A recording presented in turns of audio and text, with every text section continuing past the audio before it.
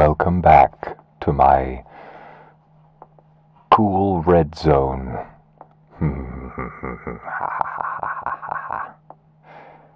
Yes, thought this might be fun.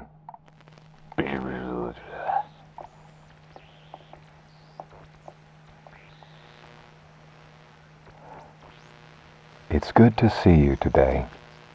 Happy Kindred Day to all of you. And I promise, by the end of today, I will have finally fixed my camera. Don't worry, I'm doing this intentionally.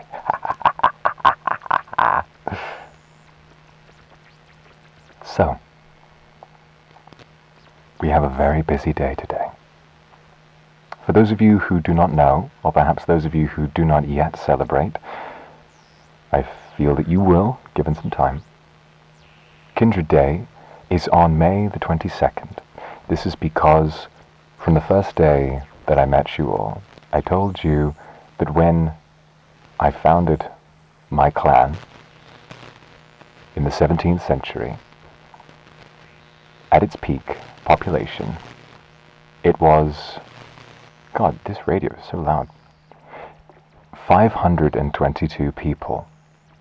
That number has become very significant to us, and so, on the 22nd day of the 5th month, we celebrate. It is Kindred Day because it's your day. It is my people's day. Something interesting this year, however, is that normally on Kindred Day, it is you making projects and artwork and all sorts to try and celebrate for me. But this year, although you have all been working very hard, I'm bringing a project of mine to the table. I have been working for a long time on this beautiful new outfit, and I'm very excited to share it with all of you. I know that fans both of my normal, smaller body and of my big moose body are going to be very impressed. I think, I hope. I know so. I know that you're going to like it. But, as is tradition with these little outfit reveals, today we are going to show some of your predictions. So, let's get started, shall we?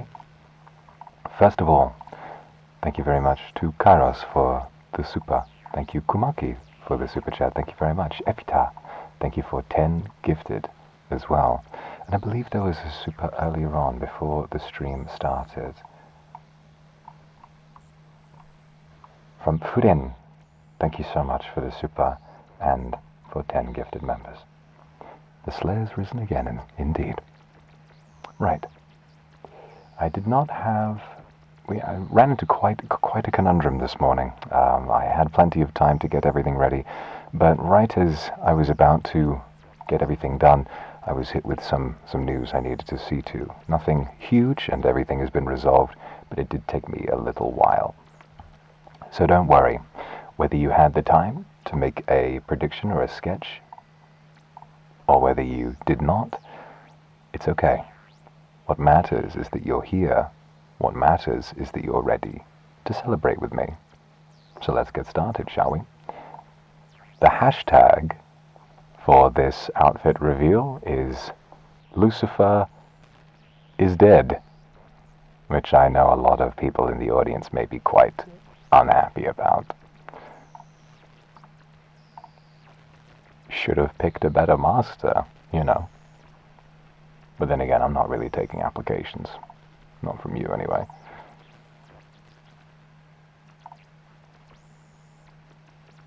Gosh.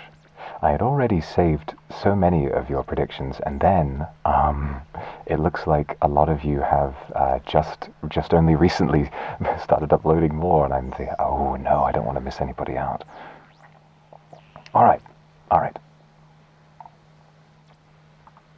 Let's get started, shall we?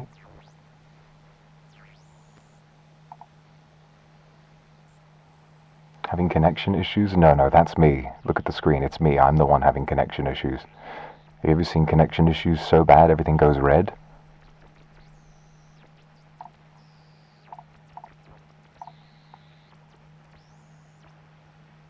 Alright, let me check this. Set hotkey. Flip camera.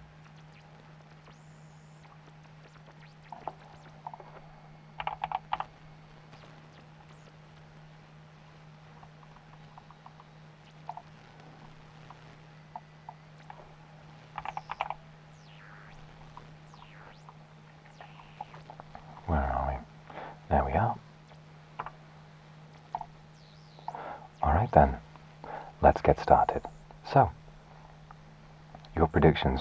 You've done a wonderful job. I'm really, really impressed with some of these designs. I can't wait to give these a little look.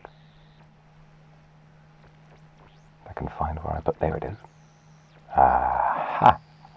So, the first one we have is from Ruby Fox Fire. This is a very nice design where you've shown an awful lot of my chest and abs, which is nice. I know that you're probably a big fan of those. Really, really like this one. And I love the texture on the robe as well. Next up, we have, who is this? This is from Shiho. Thank you very much for this. I really enjoy this design. I like the sort of plunging V neckline. It's very nice, and the gold design all over the robes is lovely, as well as the haori, the beautiful camellias are always lovely to see. So thank you for this. Now this is from Nambin. It's not using the typical silhouette design, but of course this is still acceptable. Very interesting, with a really horrific look at my mouth. I certainly hope that my mouth doesn't wind up looking like that, because that looks very painful. This is a beautiful piece of artwork. Very, very well done. This one, oh, I remember when I saw this one. Who is this by? Anjen. This is a really, really sweet looking piece. I love the colors. You've used red very, very well there. We all know I'm a big fan of red. A big, big fan of red. So this is a really nice design. It's very sweet. This one, this is one of the first ones that I saw, and I really enjoyed it. This one is by Tejas Hari. Thank you very much. Who, by the way, says, I am just a pervert and obscenely attracted to large, towering entities. Well, you're going to be really impressed today. I'm just going to tell you that. I've been described by many, a large, towering entity is what they called me back in college. But of course, they used to call me many, many things. Before we move on, Misty, thank you for an enormous Aku Super 522 Day My Kami with $422, which is, you're often making a lot of strange jokes. I'm sure this is one of your strange jokes, but still, that is a colossal donation, and I very much appreciate it. Thank you for the Aku Super. I saw you first tweeting about me the other day, so even though I'm on the radio right now, I'm going to give you a little kiss. Maybe it sounds nicer through the radio. Thank you so much. I'm going to put that money to very good use. You'll see. Next on the list, we have this one from... I'm just scrolling through the tag, trying to... I planned on adding the names to the slides, but I just didn't have time this morning. It was a real rush. It was a real rush. I'm sure you can understand. This is by Koya, which is a really, really nice traditional design. I love the robes. It's just, it's simplistic, but it's very beautiful. I really like the sketch. And the face, the mask. It's been interesting, actually. I've never really done this before with one of these outfit reveals, showing just a little bit of the design to confirm to you one aspect that is there, and to see how you work with it, because if I had just shown the silhouette and didn't let you know that I had this mask, maybe you wouldn't have designed it that way. I like to see it. I do. This one is by, I believe, Nare. Yes, this is a really, really beautiful design, and I love the way you've taken some creative liberty to have me look down at the viewer. It's very well conceived. I really, really enjoy the way this is done. A lot of you actually designed this with samurai motifs in mind, which is very interesting to see. And I love the sort of asymmetrical pauldrons. They're really, really creative. I love this. It's beautiful. Thank you. Now this is by that rotten squirrel character, and I've got to be honest, this is very cool. I'd love it if this was how I appeared to other demons out there. I'd like to believe that if they have nightmares about me, this is what they'll see. Very scary, and very nippled up. I do like the nipple on this one. Very nice. Why don't I make this a little bigger? Do you want to have a look at this scary face? Whoa. Check that out. Check that out. Wow. And you're next. These guys are going to be so pissed off today. Now this, I believe, is by Kitty Vale. This is a really, really nice design. I love the sort of really striking amount of red that you've got here. The red does stare back in this one, and you've also let me have a beautiful look at my own naked torso again, which is a really nice one to look at, although I hope it's not too egotistical of me to say that. This one is by the lovely Terushka, and this is, I mean, such a soft, delicate face here. And you want to know something about this one? My hair looks a little bit redder than usual, which I like. It's very silken and very glowy.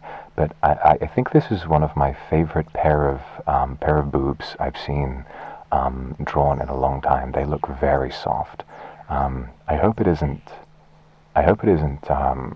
narcissistic of me to say that I think that I look very, very, very hot here. I kind of feel a little attracted to myself here. I kind of just want to squeeze them real bad. But you know, I don't have to. But I would like to. Tarushka, thank you for the soup. I'm going to smooch that big forehead. Just wait for me to get off the radio, darling. You can have all the smooches you like. This one is a really, really cool design. This is by... Who is this by? This is Zia. Thank you very much for this one. The black mask is very cool, and you've taken a really dynamic pose. It's very, very imposing, very scary. I think it's fantastic.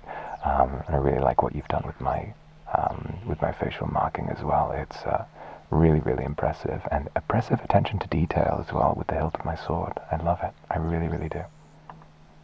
This one is by Ichiko. This is a really, really nice design. Very, again, like I mentioned, very, very samurai inspired. I love how regal and sort of high-ranking this one looks. In particular, the sort of shoulder element with the two chains, the frog mouth that I have around my collar in my default outfit. This is a really creative touch. I think it's very, very well done. So thank you for this. It's excellent. Really, really good. This one is by Vox Akuma, and it's incredible. And I've been put in a huge brassiere, it seems. I have a kind of fantasy MMO metal armor bikini on, which is not what I expected, but I can't say that I'm not a fan. You know, it's like what they say. In fantasy, the less armor you wear, the more protection you have. And I agree. Also, incredible decision to sort of make my bulge very prevalent here as well. Really, really cool. And you can even see on the left-hand side there a really massive claw hand. Very cool, very cool. If I had a giant claw hand, I would do the Jim Carrey thing where he goes around and he says, "Oh, it's the claw. You're afraid of the claw." You guys ever see that movie Liar Liar? It's pretty funny. They made that movie about me. This is by, oh God, I believe I can, I'm pretty sure, Sky. Yes, I knew it was you. I just wanted to double check.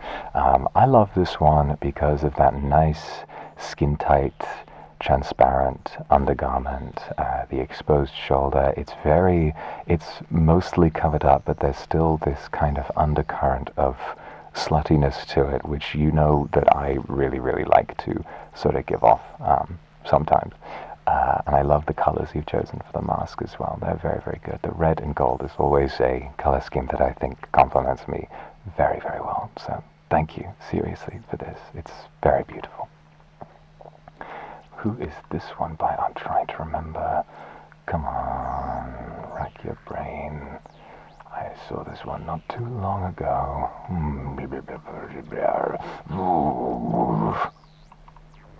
It's alright, everyone. It's alright. It's alright. Where is it? Where is this one? Oh, God's sake. It's a great design as well. I need to give appropriate... There it is. Goya, thank you very much. You had the sketch earlier, and now we have this lovely sort of angled piece, very nice, very, very nice. I love the red horns, the very, very red horns, and I really, really like you've focused on my lovely pointed ears, which is really nice to see as well. It's a very nice piece, and you've given me this lovely, lovely hairstyle. It's very beautiful.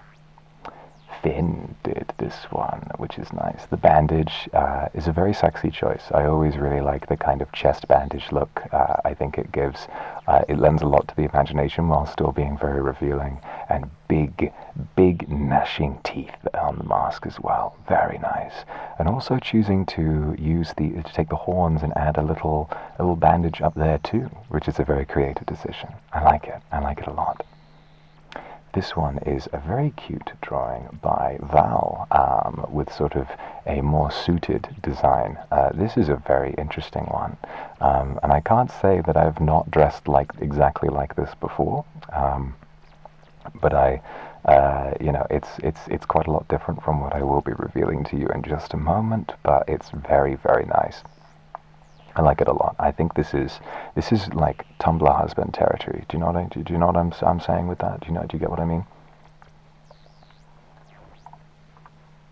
This one is by Robin. Thank you, Robin, for this incredibly distinctive art style and a really, really interesting design here. I love kind of the exposed chest. I love the more traditional samurai garb. It's very similar to my old Unbound costume as well, which is really nice. And the cloak, with these broad shoulders is very, very beautiful to see. I always really like this. And you've even got a little Kindred cheering me on up there. And I hope you will be cheering me on. I'm sure you will be. Oh, this one is by... God damn it, God damn it. God damn it, I'm blind. I'm legally blind. Help, help, help me. Help, help, help. Where is this one? Where is it? Oh, there it is. Citrus. Citrus, thank you very much. This is a really, really cool design. It's very techy, very sort of techwear merged with an old-fashioned samurai motif. Very, very cool. Even though it's done with sort of broader strokes, I don't think it takes away from it at all. I think it's a really, really lovely piece, and I'd love to wear this outfit as well someday. I think it's really, really nice. This is by Greg. Greg has made me into a sweaty, stinky, greasy guy, and whatever you're into, really. I like this one. I like this one a lot. The hairstyle is very unique. It's very, very interesting, and again, you sort of have this tattered, bandaged shirt look as well, which is always really, really nice to see. I like it, and I like the little bit of blood around my legwear. It's sort of tells a story, environmental storytelling, like a skeleton on the toilet. This one is by Say. This is very, very nice. It's taken a lot of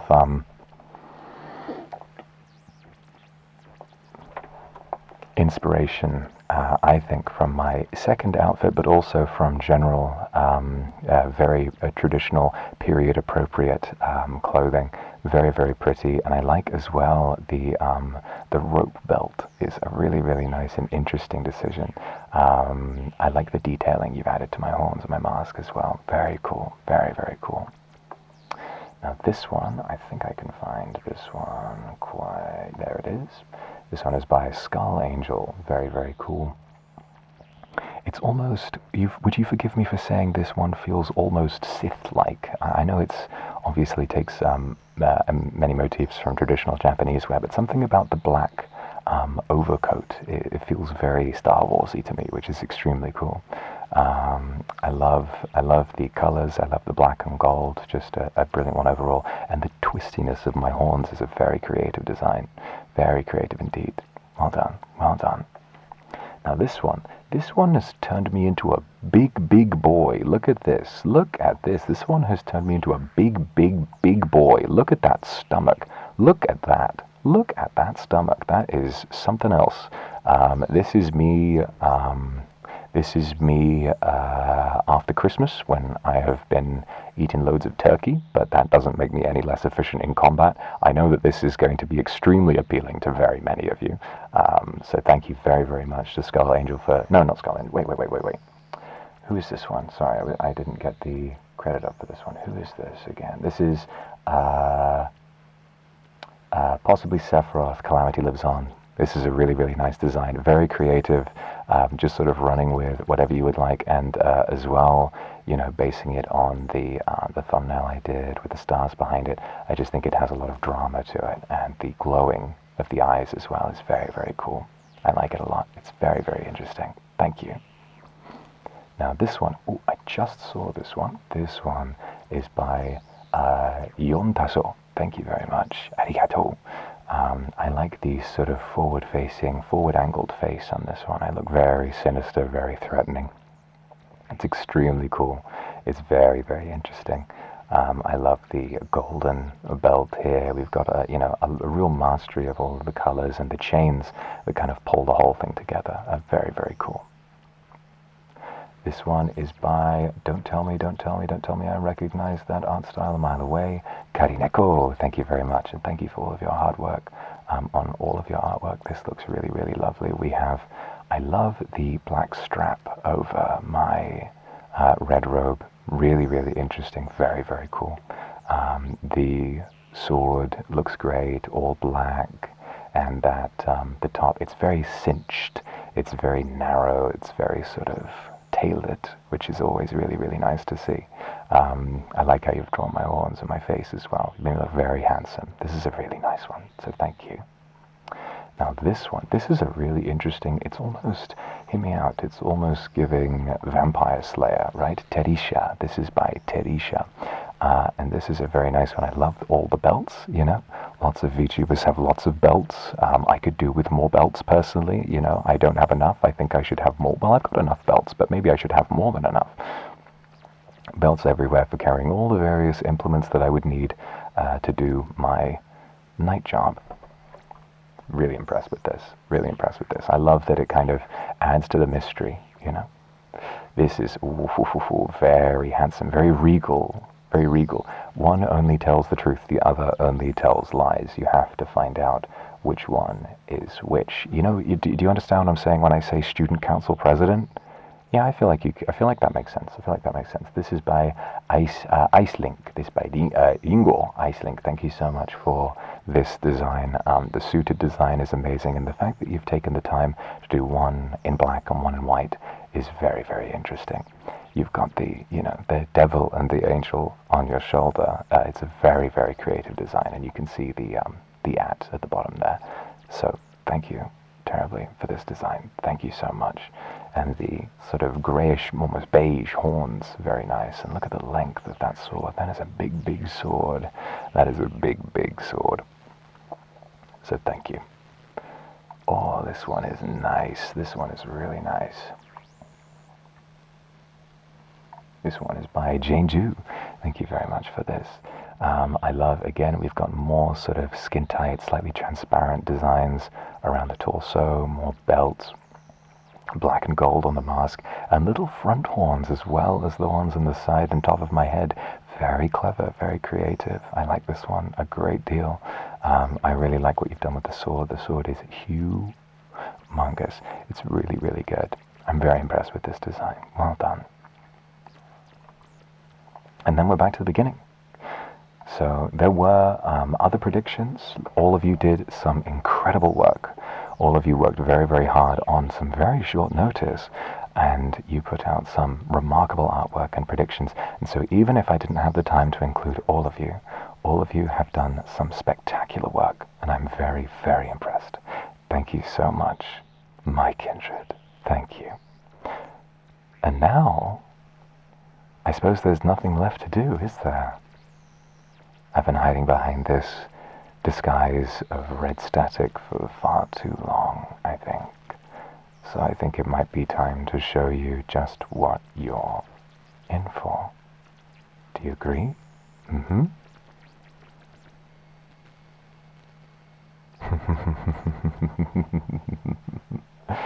Okay then. You know I love to do it. It's my favorite thing to do. We are going to do this the old-fashioned way. And I'm going to appear at the top, start feet first. I'm going to hang off the ceiling like a bat. And then you're going to get to see me inch by inch. Okay? Let's get started, shall we?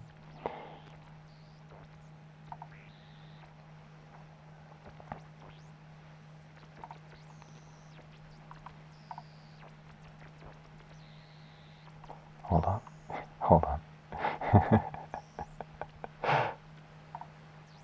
It's been a long old day. It's been a long old day. Lots of things sort of cropped up at the last minute, so there's a few things that I've forgotten to do. But it's not going to stop me. It's not going to stop me. And here we are again. Oh, that's nice, isn't it? My ears almost feel a little. There's something feels wrong with my ears after listening to all that static. It's like, oh.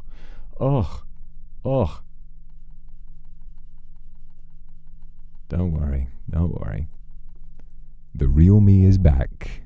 Yes, it was all just a ruse. I was just trying to seem intimidating. I was just putting on a little bit of a show, just a little bit of a la-di-da. Isn't that funny? We need to get some fucking music on, don't we?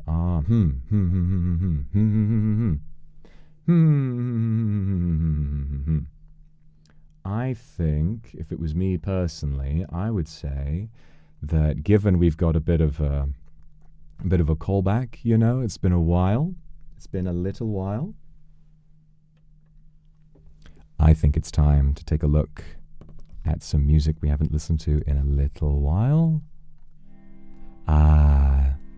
Thank you, Diego, the official soundtrack for The Demon Hungers. Let's give this a listen. Oh, isn't that nostalgic?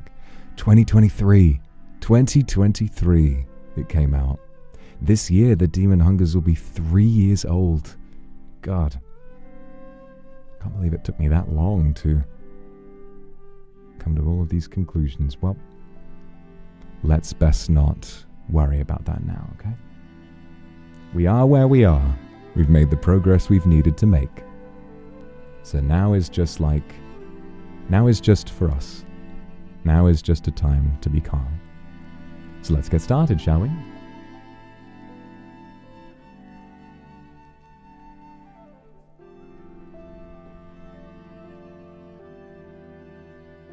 Oh, wait.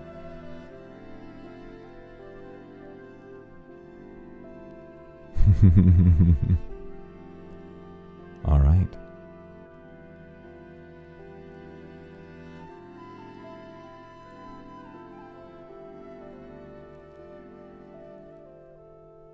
Walk a mile in my Louboutins, maybe, if you fancy it. Beautiful red boots on very, very tall heels. I don't know what it is. I think heels make fighting easier. Maybe this is just me. Oh, Mary Pets, you've joined just in time to see my big feet. Thank you very much. Good, lovely to see you guys. Come on in. I don't know what it is. Maybe it's the little bit of extra height. Maybe it kind of, you know what? I feel like it gives me a little bit of forward momentum.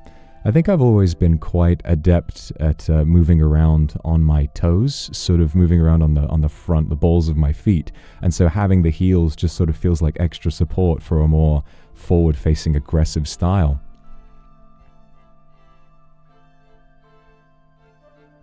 Help! I'm tied up. You have to let me go. Yes, as it turns out, this outfit is actually kind of a departure from the norm. What we've got here is a pair of leather boots. They go thigh high, and then I'm not wearing anything else. So we're about to have the best outfit reveal of all time, and then my channel is going to be deleted immediately.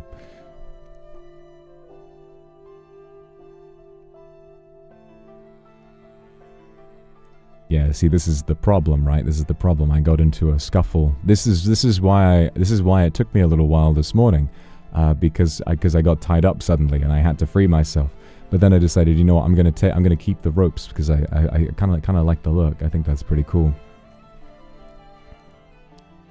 What's this swinging over here? Stuff swinging on either side. What is this? What is that? What is? Ooh. This right here is one of my favorite parts of the new outfit. This is my swinging grey polygon. Everybody say hello. That's his legal name, Swinging Grey Polygon. I just sort of call him SGP most of the time. He doesn't mind. At least I don't think he minds. Do you mind? Well, he has no mouth and he cannot scream. Anyway.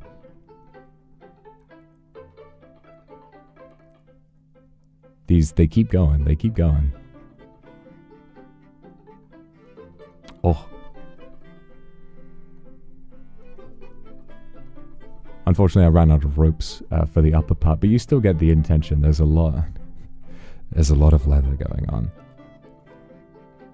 And so with these sort of bushy, billowy trousers, a lot of you are quite right there. These are some very nice, loose pants.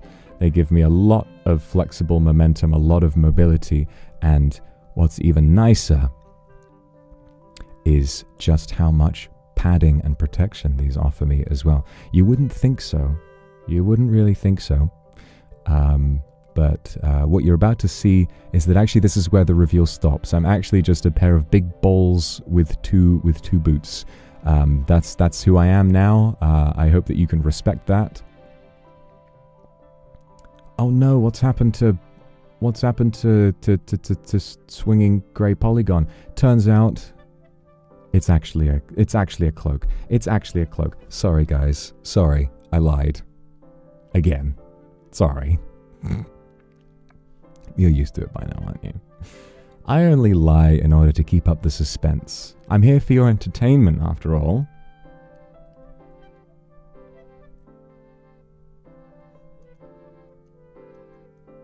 Masato, thank you very much for the gift of darling. Thank you. Let's take a look over this way. What is this? What is... Oh. A brand new scabbard for my sword that goes all the way down here. Really beautiful design, isn't it? Brand new scabbard. It's an excellent word, isn't it? Scabbard. What I think, personally, is a really, really nice decision that I like to make. Having intricate designs and paintwork on an outfit designed to be used in combat is often a nice way of showing that you've never been beaten. If there are no scuffs and if the paintwork survives, it means that you are untouchable. And I'd like to keep it that way. It's a very beautiful design, isn't it? And what's that? Oh no, you've seen my two giant red ropey penises. Oh god, I didn't realize those were out still. Oh fuck. I'm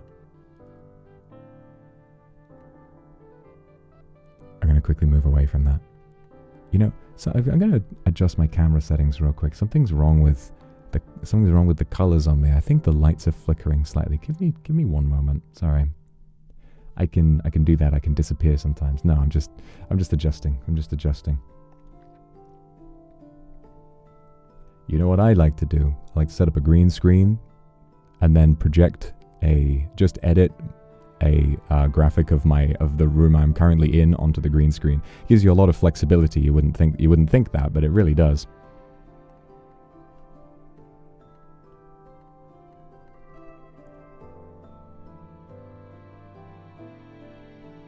Where am I looking?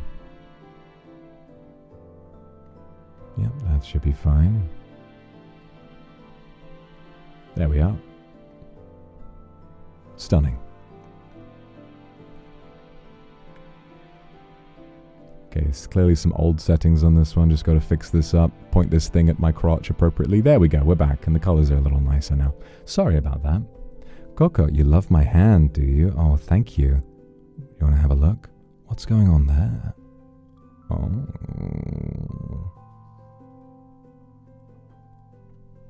Yes, I had my nails done.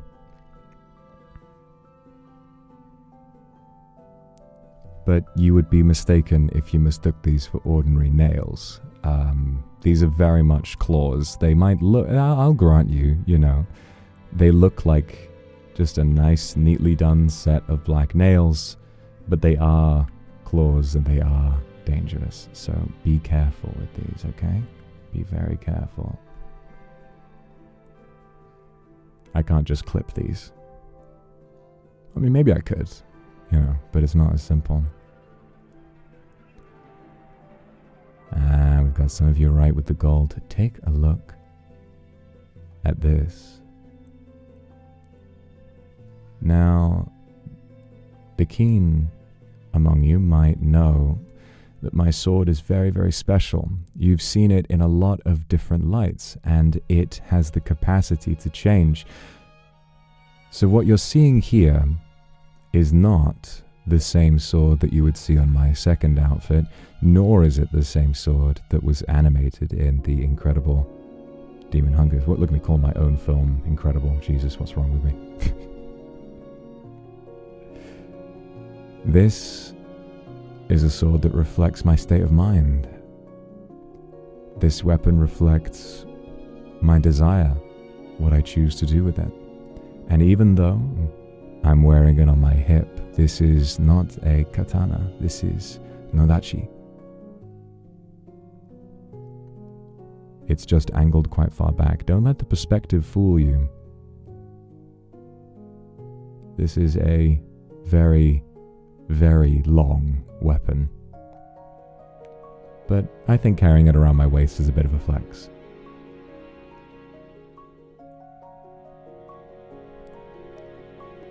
But what I like to do is sort of keep it in place and manage a bit of that heavier weight. You can see it's sort of sagging my belt down a little bit. Yeah, I do have two hands. That's why they call me Jimmy Two Hands. Take a look. Ooh. Yes. Finally, I'm going to address the elephant in the room. What's going on here? Well, you know, it's important to keep things nicely wrapped up. I got my two most important fingers forward. Oh. Oh.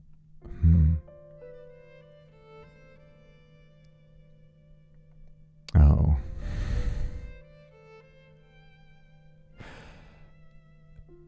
I'm not lying, okay? This outfit was made with mobility and freedom in mind, but I was also thinking of you, and I kind of thought, oh, they're gonna like this. They're gonna like this.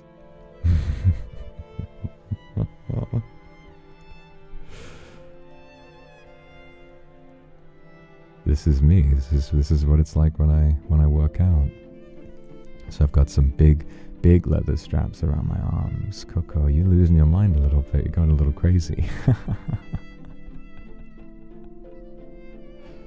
Look how long your hair is. I know.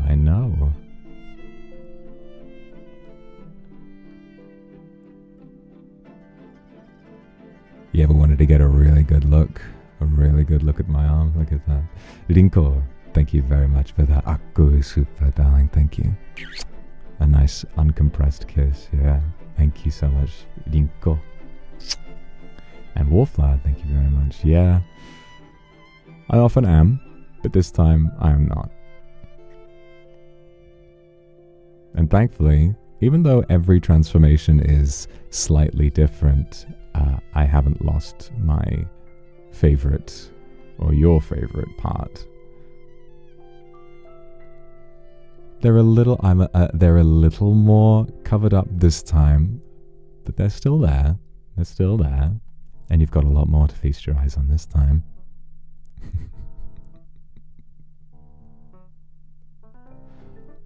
Poke that little spot for me. Poke what? LNK, thank you for the super, but poke what? Damien, control yourself. We have unwanted guests. Very lively. Yeah, I'm sure they will. I'm sure they will. But really, it is a very nice mobility consideration, and I do feel very free when I'm jumping around in this thing. It does feel something about those exposed hips. There's no reduced or added protection. It just sort of feels right to me.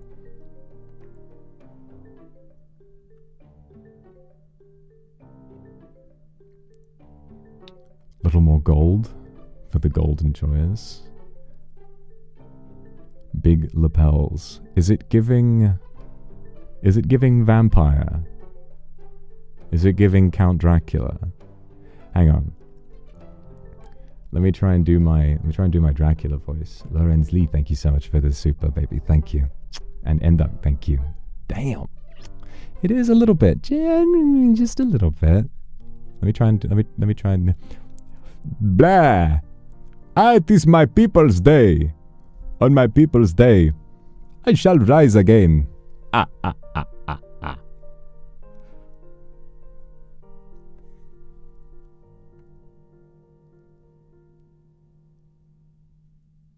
Oh no. I forgot about this part.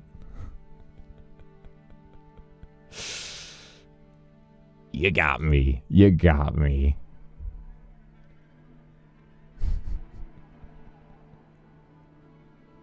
Milo, control yourself. Control yourself. Go. Don't worry. That's not going anywhere. Perhaps I'm wearing this collar because it suits the look, or perhaps I'm wearing this more because I feel bound to my purpose now and bound to you too. Or maybe it's just because I knew you would like it. Naku, thank you so much for the Aku super. I love to make you prostrate wildly. That's my favorite thing. It's lovely to see you again. I hope you've been doing well. Lily, thank you very much. It's okay to look disrespectfully. Many people here are looking disrespectfully. Wednesday, thank you. Well, yes, actually, the Akuma visa is now available for application. If your visa gets approved, you can come on in and live inside me anytime. I'd rather live inside you, but that's neither here nor there. Lou, calm yourself. Calm yourself. It's fine. It's fine.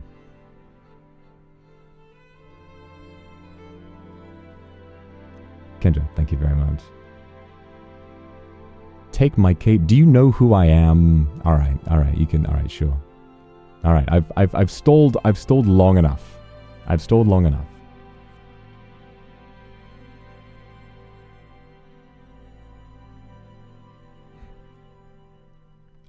What's that? You can see a little bit of me in there. Hello, peekaboo.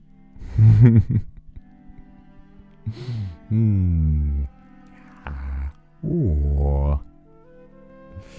I can't wait to tell you all about this mask. It's very important.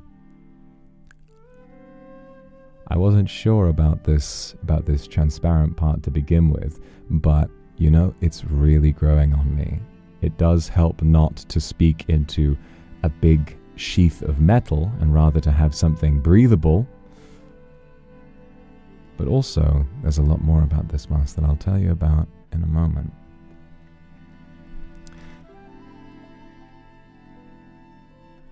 Jenny, thank you very much for the super. Thank you so much. I want you to die. No, I don't want you to die, but if you do die, then I guess I will have die because of this. Then I guess I will have done a good job, right? Lovely Neko, thank you very much. Happy Kindred Day to you too. A blessed day to those who celebrate. Blue Ming, thank you very much. Ah! Ah! Hold on, everyone. I'm gonna thank Supers when I'm done with the outfit reveal. Okay. Okay. Can you wait? Can you be patient? I know you can. I know you can. Hold on. Rudolph the Red-Nosed Slayer had a very shiny nose, and if you ever saw it, you would also have a red nose. Who's that? Hello. Hi there. I missed you. I've been on the ceiling this whole time. Hi there.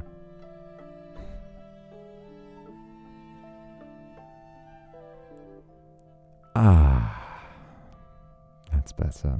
That's better.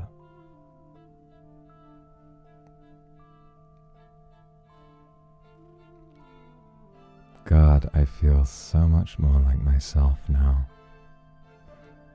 Ah.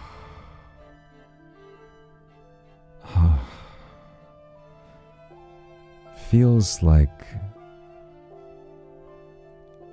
a huge weight has been lifted from my shoulders.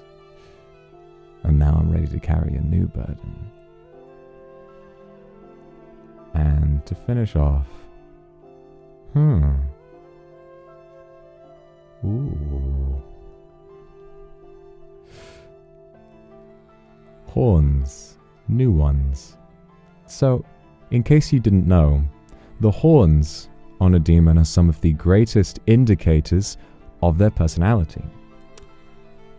Every time a demon transforms or consumes souls, the horns will either appear, grow out of the head, or they will get larger, or longer, or similar.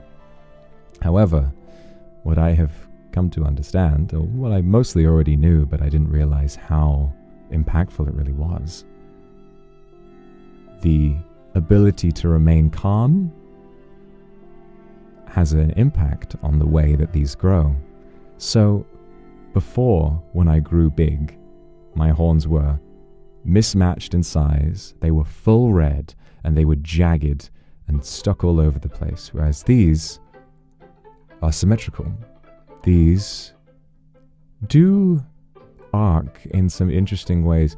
I'm not sure why they aren't fully straight, but I do love these. I do love them very, very much. You know, you could even call it a tribute to my late brother. Ram horns. I think they're good. So I don't want anybody getting confused and saying that I somehow have an inconsistency or anything like this here. You just haven't been doing your reading. Demons have many different styles of horns throughout their lives, although if they manage to maintain a similar mental state throughout their transformations, then of course they will have similar horns every time. Me, I've had a very, very long life. I've been through a lot of different emotions throughout that life, and these horns reflect a new stage of my life. So there we are. Hi there. You know, hang on. Let me get this thing off.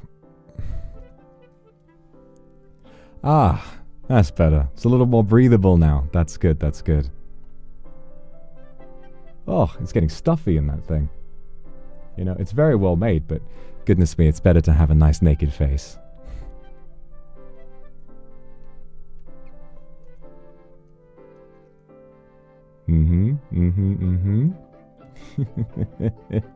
I forgot to put chat on screen. I knew I was going to forget something. I knew I was going to forget something. Hold on. There you are. There you are. Hello.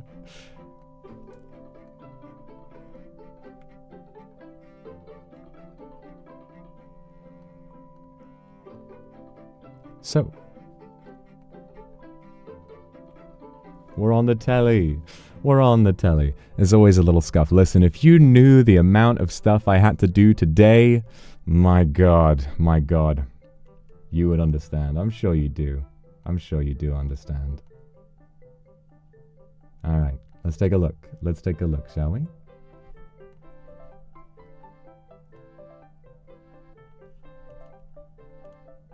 Just real quick, I want to say, oh my God, the supers that I didn't look at during the last of the reveal. Good Lord, these ones are very.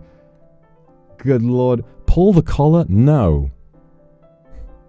Okay, fine. Fine, you can pull the collar if you really want to. First of all, I just want to say, oh gosh, there's so many. Koopa, I was supposed to have the collar on? Yes. Well, you know, there's no saying we can't both wear a collar. You know, it's a nice one, isn't it?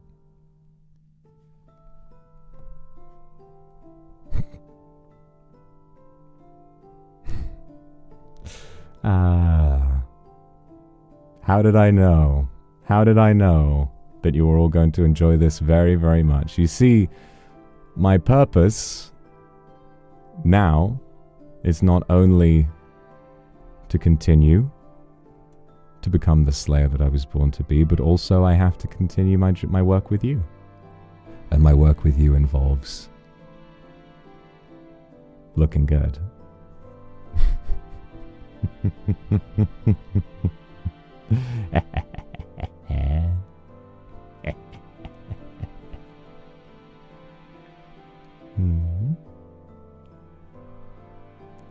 What do you think about this? I feel like my site profile is pretty good. I feel like I've got something about my smile feels a lot more broad these days. I don't know. I think purpose will do that to a guy. Coco, thank you for the super. Saisei Seki, thank you. Oh gosh, you know, you're all being so lovely. You're being so lovely. Tokito, thank you for the Aku super. Too much. Had to steal the Shroud of Turin just to cover you up. The Shroud of Turin? Don't cover me up. I'm out now. There's no hiding it anymore. I am what I am. I've done what I've done. So that's the gist of it, really. See, here's the thing, right? I've been going on a lot recently about marine life. And if I was to say anything, I can't remember if I talked about this already, but I'll do so again. Learning so much about animal life and about how remarkable their intelligence is. Do you know what it did?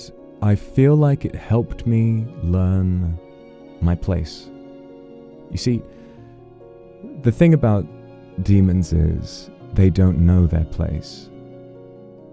Demons want more always. And humans can be similar. The grass is always greener, so on and so forth, and there are a lot of people out there who want a little too much out of life. But demons don't stop. They don't have a place. They are tacked on to the earth. They're not a part of an ecosystem. They're not a part of any kind of society, really. Demons don't. They kind of have a society, but they're so self-serving, there's almost no cooperation to speak of, unless they are forced to do so by someone with more power. Me? I think I can help. I know my place now. Demons are an invasive species. And I'm the exterminator. Animal control. Listen to that emotional music. Isn't that so calming? Isn't that such a wonderful thought? Isn't that such a nice idea? To think that maybe, just maybe, there's a chance that you might not have to worry about some of these things. Should I tell you something? Last year I was making those little YouTube shorts trying to give facts about demons, and now that I'm back to slaying mostly full time, it'd be sort of a night job, I'd like to make some more. Let me tell you something. There's a type of demon which looks identical to a tree. It doesn't move. It stays right where it is, and it tends to plant itself in places that are frequent for human travel and socialization. The way they hunt is if a person leans against it and falls asleep. They'll find their body totally submerged in the tree. The tree will, while they're asleep, begin eating them slowly enough that they will not wake up. If this happens, it's already too late. They have been bonded almost on a genetic level to the bark, and attempting to free that person. Freeing the person will kill them, but to do so is the more humane thing, to set them free, because otherwise they wouldn't get to have an afterlife. They would just exist inside of that thing forever. Can you believe that?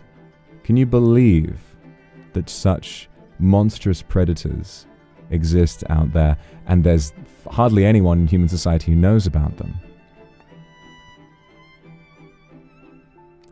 Well, I will be taking axe, tinderbox, and fire to these things until there are none left.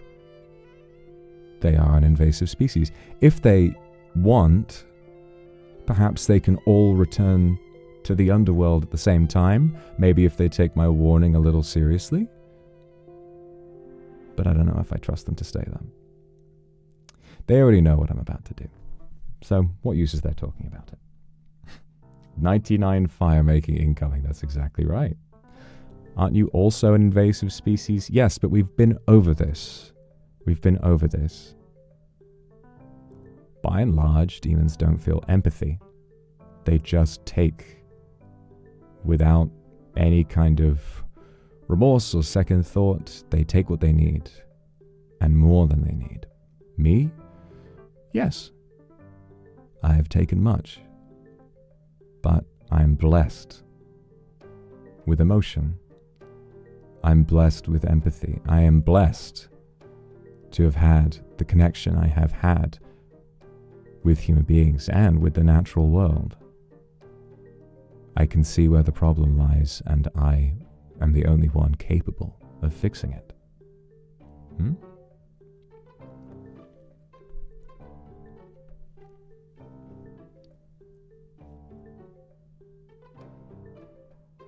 Find another demon with empathy? I think I have, but they're extremely rare. Extremely rare. And think about the amount of human beings that die when they do not need to. Think about that. If perhaps there are other peace-loving demons out there, maybe they'll be able to avoid my sights, and maybe, if they are truly peace-loving, they won't have anything to worry about. But I just have a feeling that that is some kind of... I don't believe it for a second, I really don't. I really don't.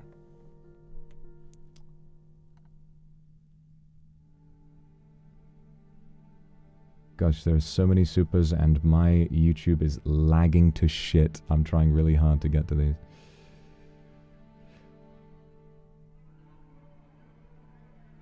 Wishful thinking? No. I know well enough. I know what I'm talking about.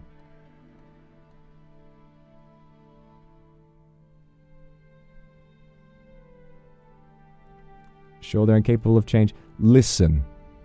Okay?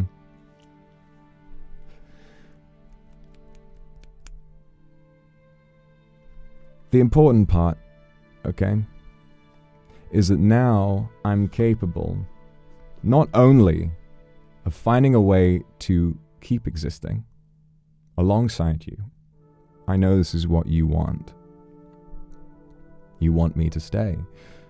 If I don't find a way to live as a demon, then I will die. I must find a way. This is my way. I won't have I won't have more instances like what happened after the Demon Hungers was released. The men that came and attacked me that day, they didn't know what they were dealing with, and they most likely didn't plan on killing me. Their only want was to steal something. I don't know what their financial circumstances were. I don't know what drove them to that. But they were in the wrong place at the wrong time. I was already in a terribly anxious state, and I killed them. Those were human beings, and I don't know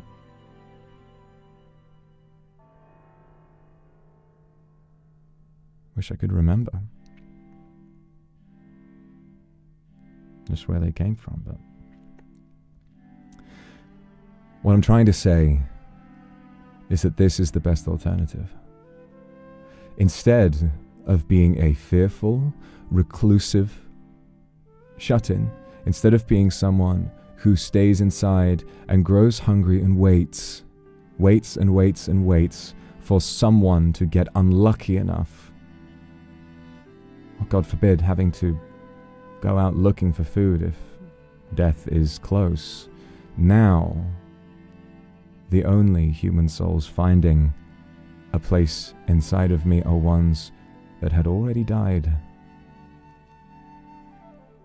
and ones that have been living a cruel, unjust life with a demon who does not have what I have. I know deep down that when I truly listen, when my mind is clear, I do hear them, and as much as they can be, they are happy. I believe that. I do. So that is my answer. No more am I going to live as a shell of myself. I'm not going to allow the only thing keeping me alive on earth to be my fear of death.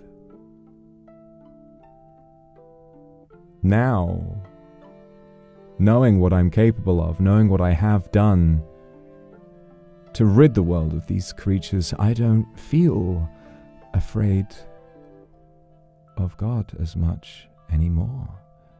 When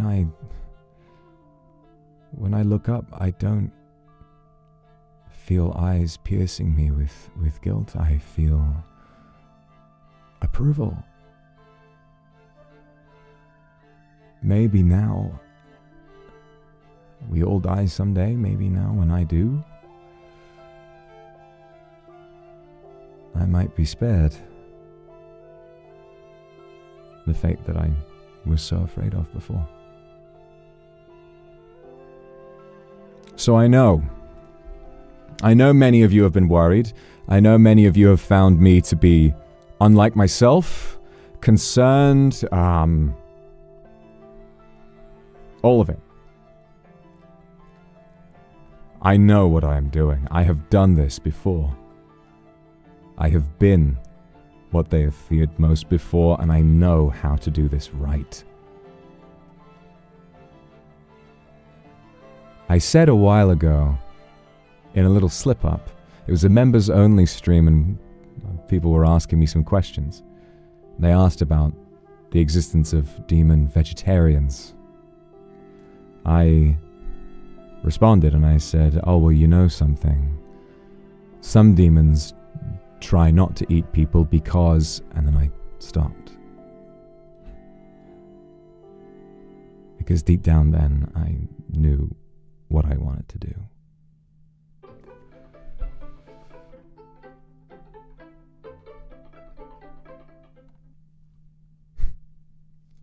Some demons don't eat human beings because they're afraid of me.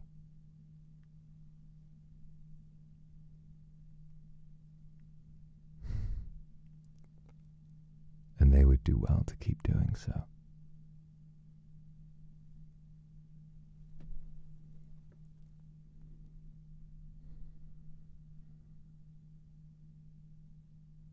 Sometimes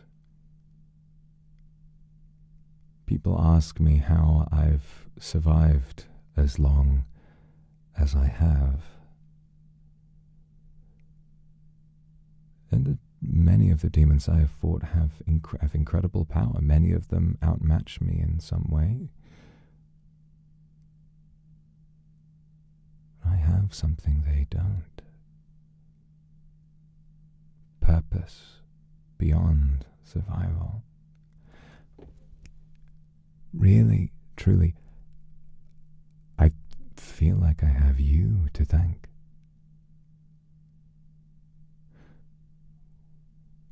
I never could have imagined, when I released my film, The Demon Hungers, I could never have imagined the response to it being what it was. I was fully prepared to own my guilt and to accept the consequences that came with it, but somehow the consequences felt unjust. They didn't seem right to me at the time. The fact that it was not the actions of my past, but instead the way that I responded to my guilt that drove so many kindred away.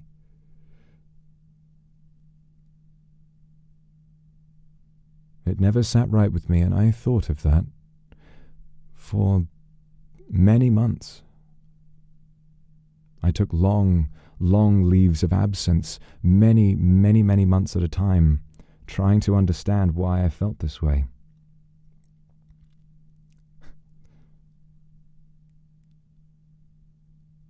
It's because even after all the years I've been alive, I still didn't understand what love meant. Because all demons have to learn. They don't feel that way instinctually. I learned how to love from you. And I started to understand. Maybe it isn't such a desperate evil. So many that I have killed, human beings of course, while none of those deaths were justifiable, as many as I could remember were either accidental or done in self-defense. And I think that you knew me well enough to know where my heart was.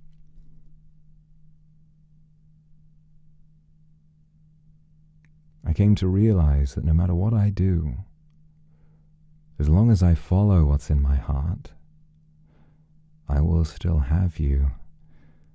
And so, I'm going to do what is in my heart.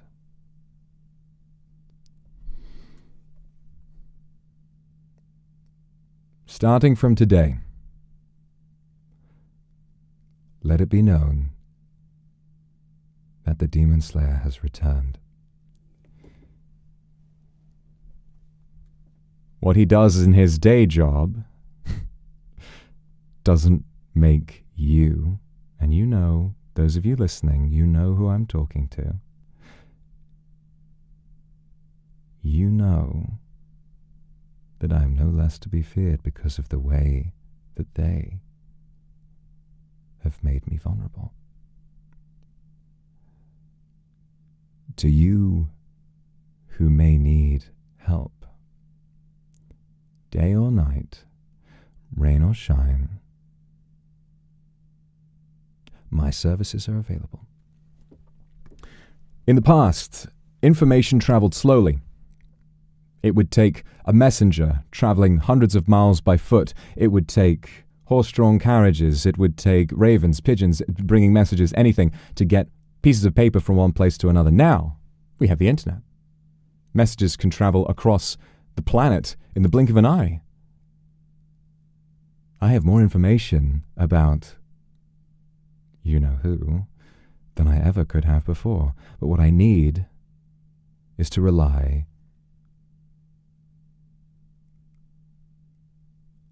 on my kindred. If you have a demon problem, reach out to me. Let me know. And I will be there, free of charge. Of course, my charge, my payment, is just the ability to rescue those human souls trapped in that demon and to stay alive myself. I know now that I do not pose a risk to any human beings who might be nearby. I will take every measure possible to make sure that what I do is safe, clean, and efficient. Pest control.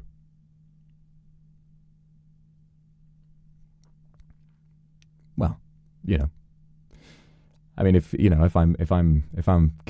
I come round and I'm killing demons and you decide to put a few $100s in my thong, I'm not going to say no, but that's your choice. If you'd like to make a donation to your local demon slayer, then of course you may, but you don't need to.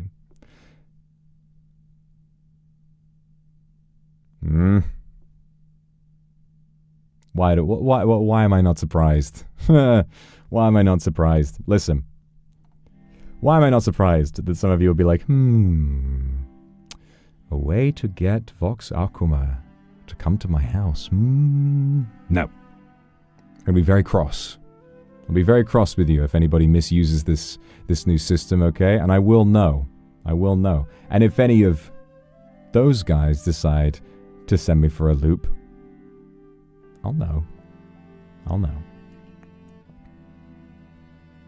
I'm sure many of them are probably hatching little schemes, little plots, but I won't let that besmirch my honesty. I like this approach. I like to think that I'm available to anyone. There's no exclusivity to this service. You don't need to earn it. It's given. To be free of persecution, I believe, is a human right, and I will provide it to you.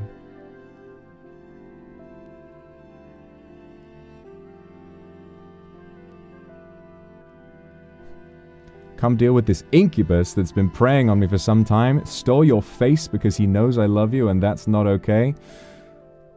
While they do say that imitation is the most sincere form of flattery, that's what I was trying to say. We'll be in touch. We'll be in touch. But that's all of that for now. In the meantime, it is Kindred Day. And I don't want to steamroll in with my own revelations, my own projects and ideas, just to take the spotlight away from you. No, today is about you. Today is about you, Kindred. Today is all about those who have brought me to where I am. Like I said, those who taught me how to love, who taught me how to feel less like an invasive monster and more like a human being. It's every step I take closer to being human that makes me feel more alive.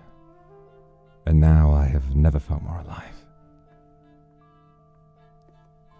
So, I want to say a huge thank you to all of the Kindred that have participated in Kindred Day in any way. Thank you so much to all of these superstars. So many. Oh my god. Oh my god.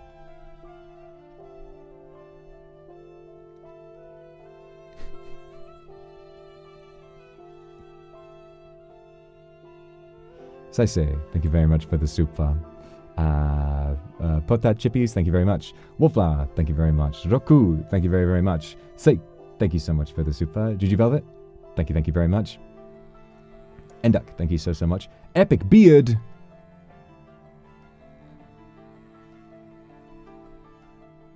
Love Cake, thank you very much for the super. Masato, thank you very much. I'm glad you like it. Pami, thank you so much. Take Me. Really? Wow, okay.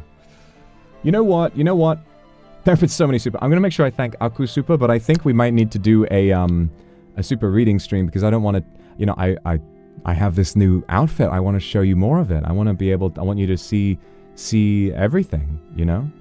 Shall I put my mask back on? Huh? Do you want to see this? Oh yes, I was going to tell you all about my mask. So, who here... And I've remembered I'm going to make, so the videos won't be public, but there will be a public playlist linking to all the unlisted videos that you so cleverly uncovered after you solved my puzzles. Well done. well done to all of you for your hard work. This mask is a brand new tool that I have. Now, when I was out and about over the past few centuries, demon slaying before, whether I was big or small, I would wear a mask. This helped me maintain an identity among human beings, and it helped me to avoid any association that the friends of my human persona might have had with the dangerous demons that I was hunting. I always took steps to hide my identity. Now, this mask, though, is different. Everyone knows who I am now, and that's fine. This mask is not a disguise, it's a tool. If you listened closely to the third and final video, the one that had that cleverly hidden, if I do say so myself, outfit silhouette in the spectrogram, you heard me flying through the air, and then you heard me landing on this really bastard, pathetic little demon, lesser demon, bastard little fucking demon who was grunting and growling and trying his hardest to get away from me. Jesus Christ. I landed right on top of him, and he started scurrying away. So I'll tell you what I did. You might have heard a little p'choom. Well, as a voice demon, my voice is very powerful. I found not only can I breathe fire, I can also use my voice with great impact. The suggestion I can make with my voice is powerful enough that if heard loudly enough, it can alter the world around it. Now, if I was speaking to you in a normal volume, this would have little to no effect. I think that if I lay in a corner and stared at a plank of wood for a day and said, you are actually made of paper, you're made of paper, you're made of paper, you're made of paper, you're made of paper, over and over and over again, it might, maybe, eventually start like flaking out a little bit, a tiny bit. It's really not very strong in that way, which is why I've only ever really used it to suggest things to people. I mean, it's not even powerful enough to be full-blown mind control. However, this mask has specially designed acoustics and you could even say speakers inside of it, although not really in the traditional sense. What they can do is that in response to activation, it is able to direct sound from my mouth straight ahead in a very narrow line. Sound is a fascinating thing, the way it travels in waves. Have you ever seen those? There's a train station somewhere where you can speak into one corner of the room, and because of the curvature of the roof, someone on the opposite side can hear you. And so it's very possible to create sound that only travels in a thin line. And with correct aim, it can do some serious damage. This mask allows me to do that. It allows me to say any word I like, make a sound, and have it be projected far in front of me at an incredible supersonic volume. At that range and at that speed and that volume, it is like a bullet. Now, I've had some quite interesting abilities as a result of this before. Those of you who were paying close attention to the Christmas projects we looked at in 2023, I received a visit from a bastard chort. His name was Irod. He's dead. He's very dead. Irod really pissed me off. They all knew that I was in a not great place, obviously. The end of 2023 was a hard time, as many of you know. They took advantage of that, and we were fighting anyway, but he brought Jiro up, and that crossed the line. And, I have the ability to direct all of the fire that I'm able to breathe into a tightly defined point, a beam, but that comes at the cost of basically instantly using up all the energy I have. It's incredibly dangerous for me. If I do that, there's there's a decent chance that I just run out of energy and I immediately have to eat again. So I try not to use that as much as I can. Moreover, breathing fire fucking hurts, man. When the adrenaline of battle really helps. But it fucking hurts. You've seen if you've watched the Demon Hungers, my mouth, it's this big split toothy like blah, that shit hurts, man. So you're feeling a lot of adrenaline, you can kind of power through, but if I can avoid doing that, I will. So this is a very valuable tool, and I can use it for all kinds of things. I can project my voice to a greater volume if need be. I can use it to make announcements. I can use it to make suggestions to people over a wider area. I could potentially use it to get people out of harm's way, Just one little... Hold on, let me see what I can do.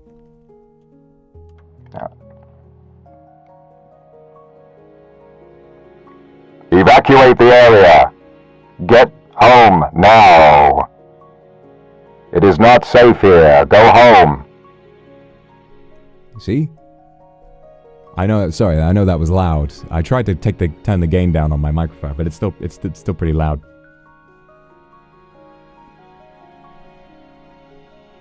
Kind of aura loss. I don't know. I just couldn't. I was like, yeah, this is, I'll show him this. This is a good example. And I thought, wait, I don't know what to say. Why so loud? That's the point. That's the point of the thing. Okay, I tried to turn the gain down, but it, is too much. Anyway, that's the mask. I probably won't wear it terribly often because I know you like to look at my face, but you'll see it sometimes. Do you want to take another look? Why don't I step back a little bit? Let me zoom out a little bit. There we are. Hello there. I love this glove. Do you see this? I love this glove. This glove is the best thing ever. It's so... You wouldn't think so, but those edges are so nicely tailored. It looks like it would sort of chafe, but it really doesn't. It's so comfortable. It's really comfortable. And do you know what the worst thing? You know what the worst thing about using a sword is? It's the grip, okay? It's the way that you can, you need to have a really, really strong, not just be strong enough to hold the sword, you need to be able to grip it while following through with a swing or a slice or a stab or anything like that. And you have to make sure that you don't lose your grip. You have to make sure that it doesn't fly out of your hand. You have to make sure that it doesn't hurt your hand. My hands have gone sore before from holding a sword for too long, especially one as humongous as this thing. I mean, it's angled backward right now, but it's pretty big. Then again, so am I. So these gloves help a lot. They really sort of help to give me a little bit of insulation. And I also, it almost kind of, if I was to flip the middle finger at you, it would give, it kind of has more emphasis, right? It has like a little bit more, yeah. You know what I mean. You know what I mean. What is your height right now? I think...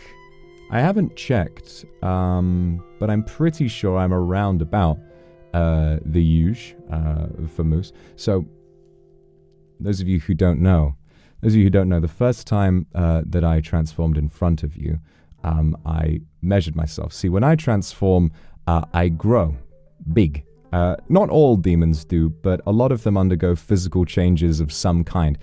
Me, I get bigger and taller, and I also grow these and these things too.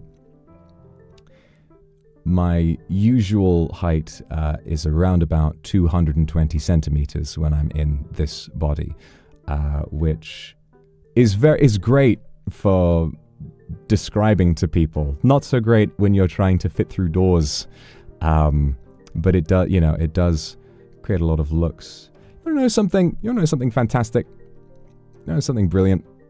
I've been, for the longest time, I was so worried, like, oh, I can't possibly go out like this. I can't go out like this. People are gonna, they're gonna freak out. And everyone was saying, it'll be fine. You're a cosplay, Halloween costume, whatever it is. You're just tall. I kept being like, no, it's not worth the risk. It's not worth it. I don't want to cause a hubbub, you know, and I don't. I've quickly come to realize something essential, something that I should have known for a long time, that I think I probably should have known about human beings a long time ago, but maybe there's still so much more I have to learn. The fact is, nobody cares. Like, if people look, okay, you would, right? It does grab attention. And for the record, if I'm going to the shop, I do want to wear something a little bit less ridiculous. I'd put my hair up, you know. I just wear like a hoodie or something, you know, some sweatpants, and I go out like that. Usually, even if I've, you know, I kind of tuck the wings in a little bit, people just sort of like, they look at you like what? But they don't you know, they just kind of look at you like, huh? What? Who is that? And then that's it. You know, you hear people whispering. Most of the time, they're just like, wow, what the hell? What is that? If I just kind of keep the wings still, they usually think that that's part of a cosplay, and then I just look like a kind of a strange character to these people, and that's not so bad. Being able to go out and see people is a big part of my life. I'm a social animal. Unfortunately for a VTuber, I am quite extroverted. I like to see people.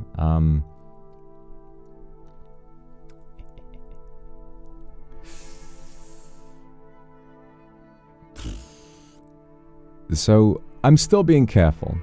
I'm probably not, while I'm in this body, I'm most likely not going to go to huge social events. I'm going to try my best to stay away from crowds. I'm going to do what I can to make sure that I am remembering to keep safe and remembering to keep safety first. That's what this is all about. It's about your safety. And if I disregarded your safety, that wouldn't be fair. But as long as I stick to the early hours or the late hours, if I make sure that I'm not really going to see a film on its opening day, but rather maybe going a little bit later, go to a smaller cinema if I want to see a film, usually people don't really care so much.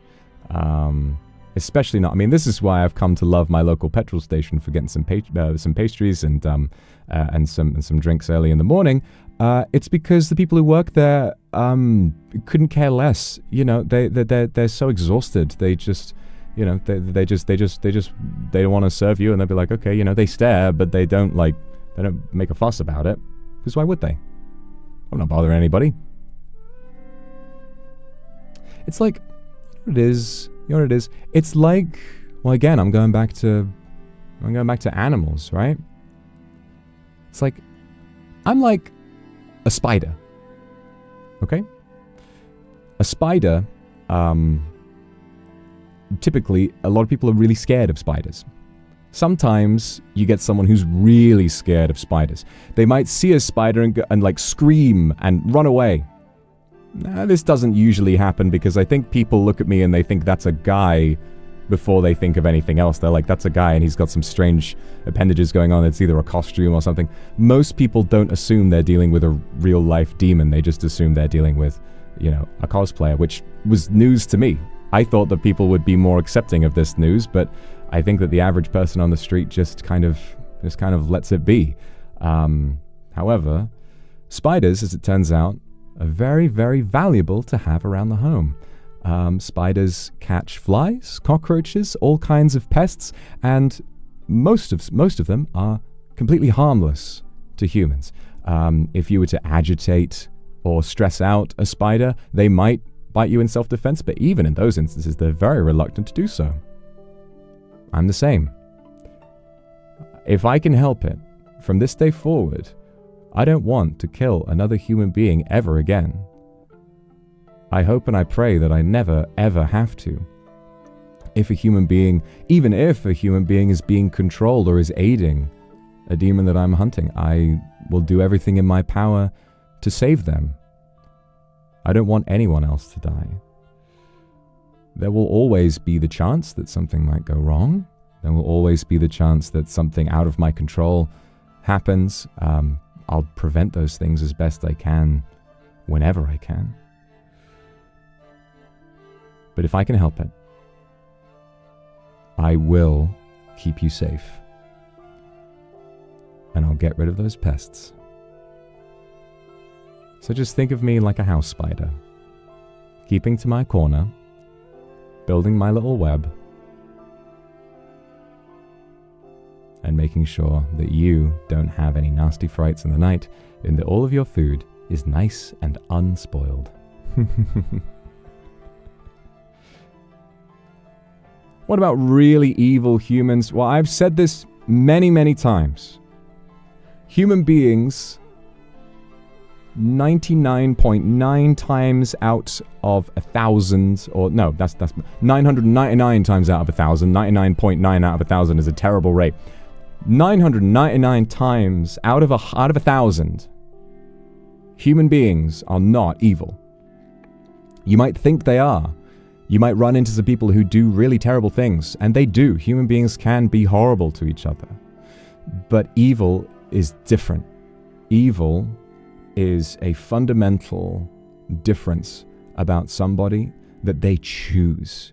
That is the difference. They choose to abandon empathy, to abandon good, and they do evil for no discernible reason at all. They do evil purely because it is all they know and it is all they want. Someone given chances to go back, someone given all the goodwill in the world to go back, and someone who never, ever does. Even someone who does that, but who is burdened by something, anything, in my mind, that is not evil. It's wrong, and accountability is deserved in some way. But enacting vigilante justice on human beings is not something I intend to do. I don't want anyone to come to any harm, except for the ones that I really understand. Yes, some human beings out there are evil. By definition, there aren't many of them, but they do exist. I believe that evil houses the seeds of its own destruction. If an evil human being does exist, and I know we're all thinking of a few big examples, I believe that their downfall is built in. Their downfall will come.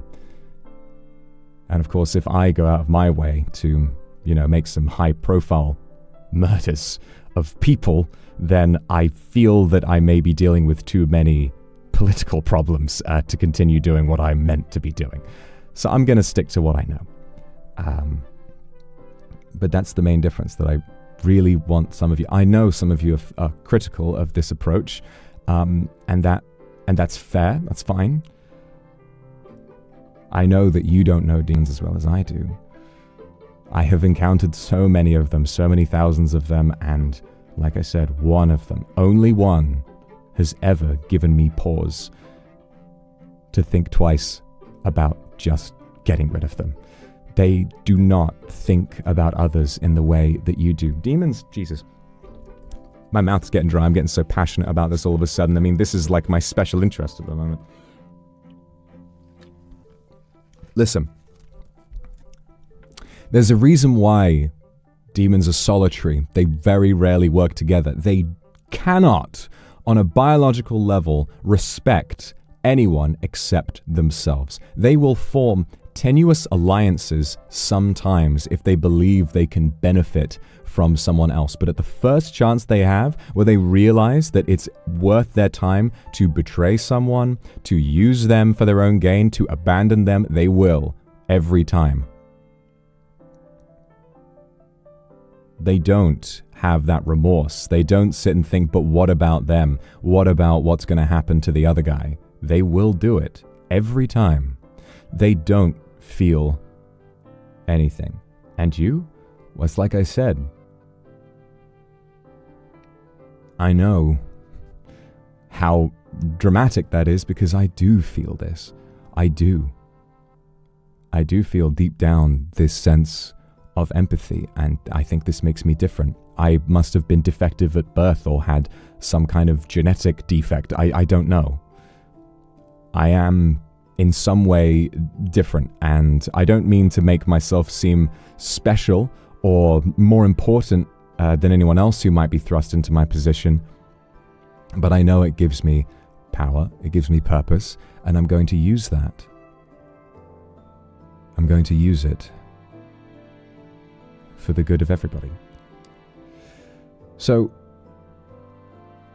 let's do our best not to worry for the time being, okay? Let's do our best not to, I just need you to give me the benefit of the doubt here, okay? Because if I can't do this, I don't know what I will do.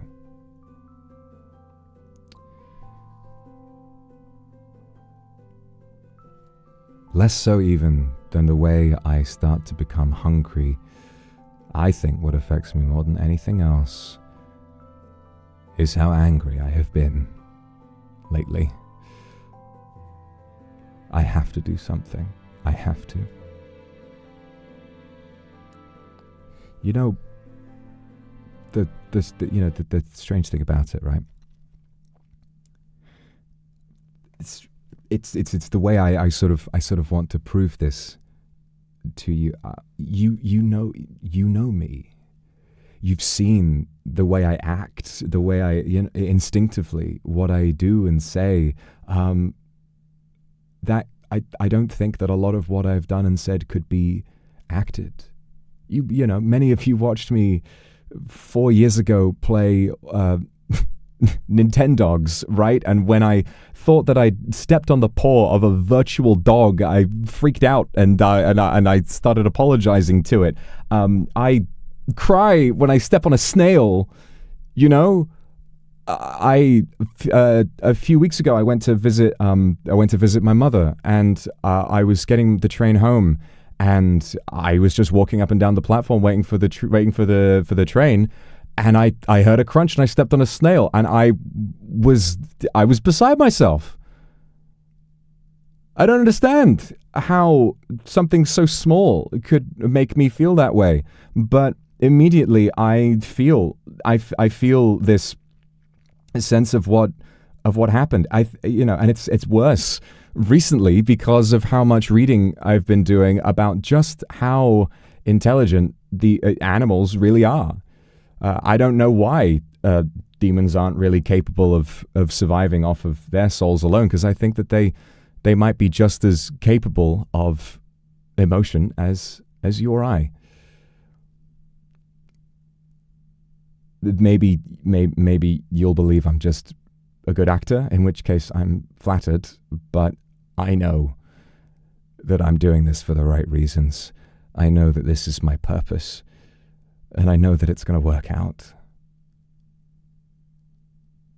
I know this is a lot to take in. And I'm going to be doing something very different. I won't be such a shut-in anymore. I'm going to be out and about most days now. But it's to keep me alive. It's to keep you safe. And I know that I am capable of that. At least I'm capable of keeping you safe. Is that okay? Please. You've given me this opportunity. You've given me this clarity. You have given me the chance to do something that I see as unequivocally good. Please. Let me do this. Let me be your hero.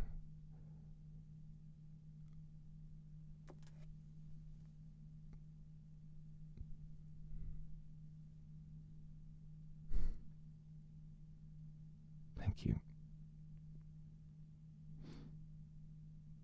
Thank you.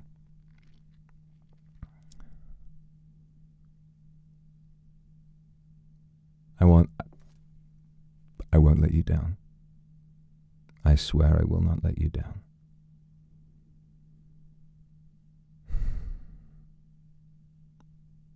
I apologize.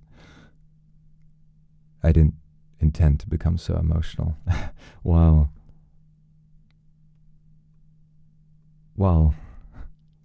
our enemies are watching. But perhaps it's good that they know. They've already seen enough of me. So much has been made public now. I never intended for it to come out in the ways that it's come out, but now it's there. They know just what I am. I am a slob. I talk too fast. I am the most disorganized, most forgetful person that I have ever met. Sometimes I forget things with such a quickness that it makes me feel like a bad friend. I am an oversharer. I'm very vulnerable. I'm very sensitive. I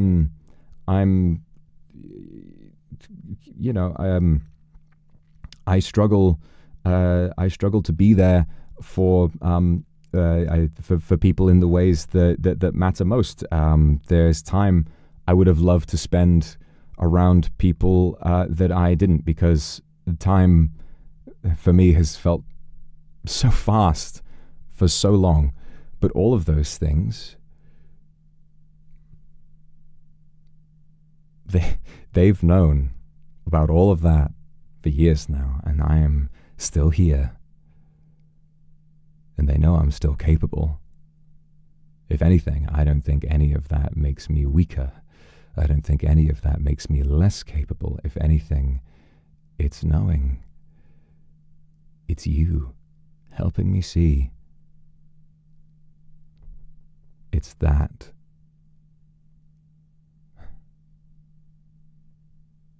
Which makes me strong. It's that they're afraid of.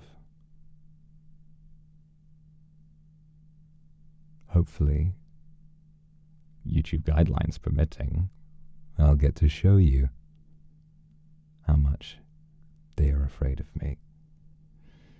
But until that time comes, we have reason to celebrate. At least in my time zone, it's still Kindred Day. So let's celebrate, shall we? I'm going to try and keep the sort of extrapolations to a minimum from now on. So thank you for your patience. I've had a lot on my mind. I've had a lot to say. There's a lot of things that I still want to talk about, but I'm sure it'll come with time. There's a lot that I want to explain. There's a lot that I want to say. But I think I'll do it for now.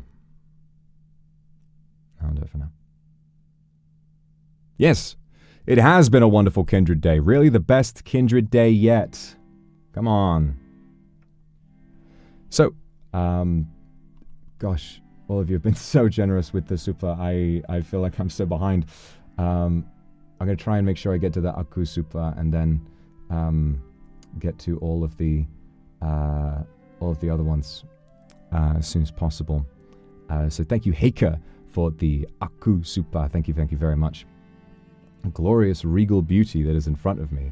Words are now beyond me. Well, that sounds pretty good to me. A regal beauty. You know, by the way, in chat, if you would like to see any more of the fit, do let me know. If you'd like to see any of the outfit from any different angles, just let me know, okay? Misa, thank you so much for the super. I do feel very handsome. I think particularly, I don't know, something about the collar is it really kind of. I love this new hair. I love this hair. It was such a great choice. It was such a lovely choice. I really feel so free. You'd think it gets in the way in battle, you know, with these, with the long hair on the front, but really, I feel like it just sort of comes to the side. All I need is some good forward momentum, and I don't really have anything to worry about. Clover, thank you so much for the Aku Super. I'm glad to hear you think I look amazing. Mwah. Thank you so much. Can I take off the coat? Sadly, no, I can't. It's all kind of a part of the same gig. Maybe at some point I'll have some time to be able to take the coat off. I would like to, but it's all one piece. Maybe under the coat is where my weakness is. I don't want you to see it.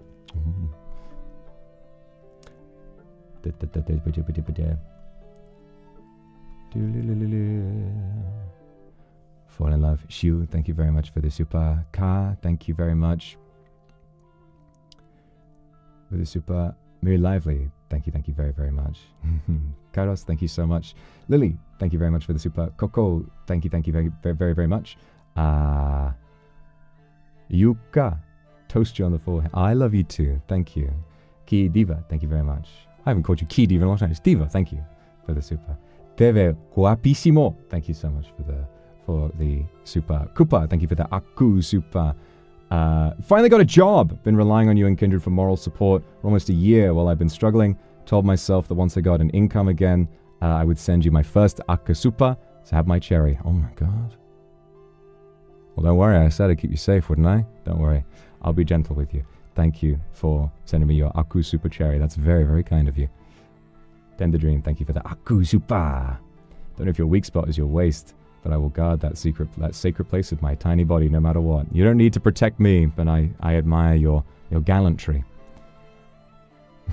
Your power level is literally 0. Your power level is higher than mine could ever hope to be, because you have given me strength, and I thank you for that. Thank you.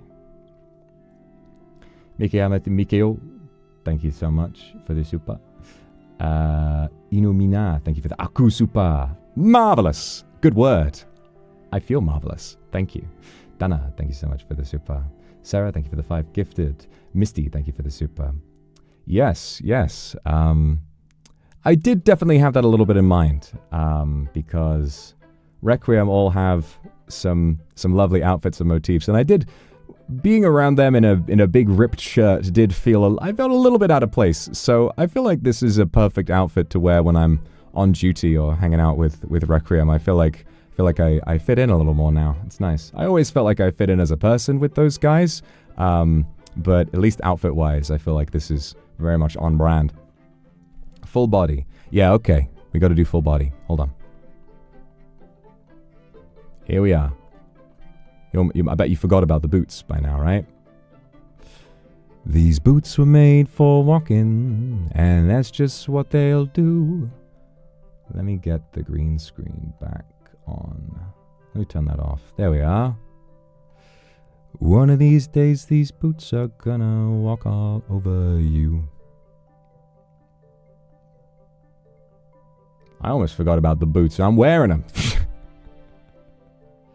I get that sometimes. Do you know, I forget things so quickly. I remember once I was in a rush to get ready. And I turned to my dad and I said, all right, I'm ready to go. Let's go. And he looked at me and he said, son, you're wearing your dressing gown still. And I looked down and I was in my dressing gown and my pajamas. And I thought, oh my God, I am. 80% leg. No, I'm not. I'm like 60%. And these are high-waisted pants, okay? These trousers are very high-waisted. Yes, they are comfortable. They are. So yeah.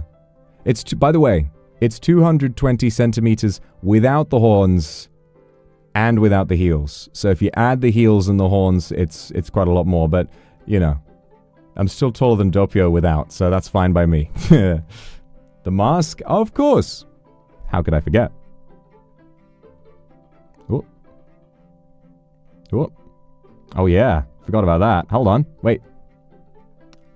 I haven't forgotten about my old hairstyle. Check this out. For those of you who like this, huh? You like it?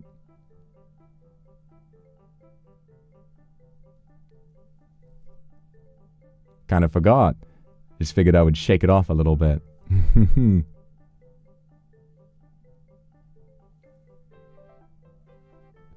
Don't worry, I know this hair is really iconic to a lot of you. I don't want to leave it behind. I just have to frizz it up a little bit.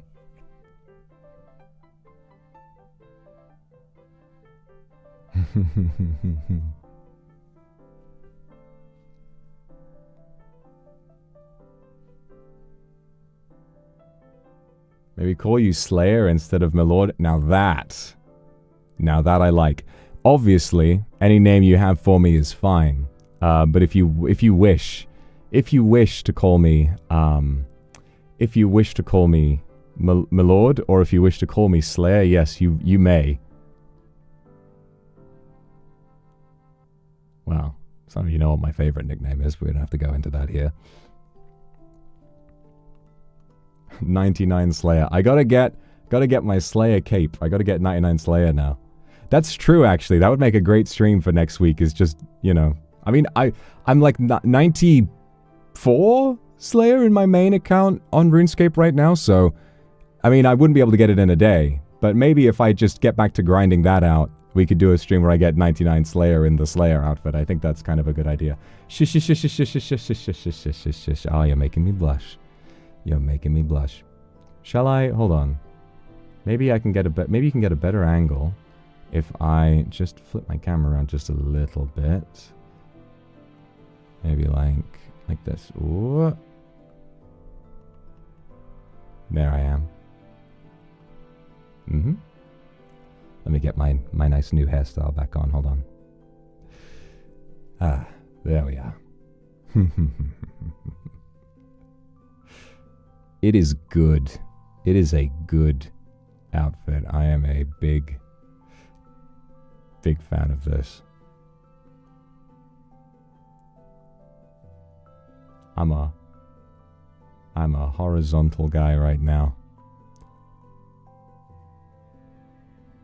It's giving Devil May Cry Dante whenever I say Slayer. Well, you're gonna give Devil May Cry Dante. Put the hat on and do the funny dance. Do it for me. It'll make me powerful.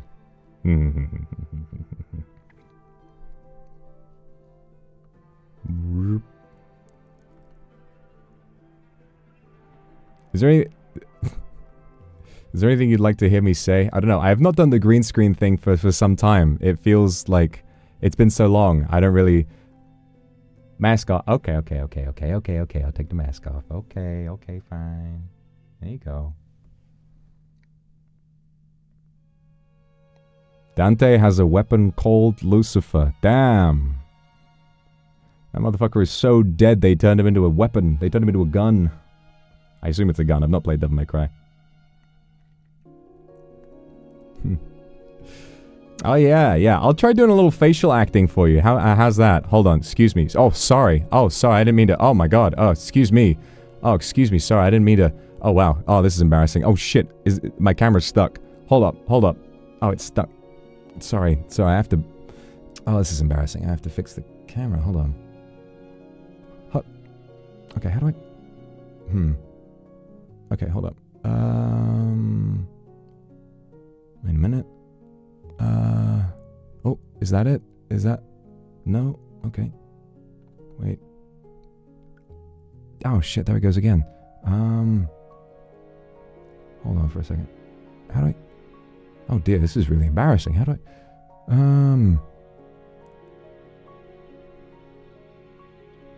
Okay, hold up. Oh, there we go. Sheesh. Sorry. I was getting a little bit, getting a little freaky there for a second. Oh, I don't know what's going on with that. Okay. Perhaps, alright, let's do a little role play, right? Let's do a little role play. How about, okay, so you in the audience right now, you know, real demons watching at home, you can play along. It'll help you practice for the big day. But let's say, okay, let's say you're a demon, right? And I've tracked you down, right? We're in an empty clearing, surrounded by trees, and the moon is full, right? The grass comes up from the dirt, as it tends to do. And there's like a little bit of fire smoldering on the ground. The wind is blowing. And you hear, in your mind, you get scared, and you hear, where is it? Where's the music I'm thinking of?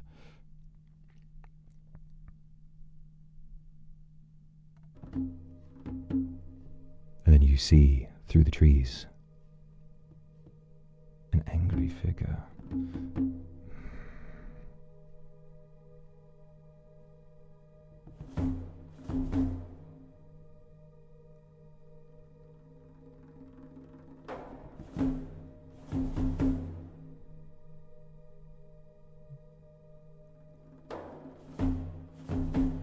You knew this day would come.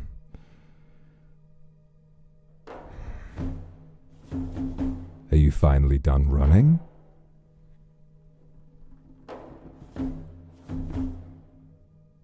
You can only run so far before you begin to leave the forest. So turn around, face me. Go on.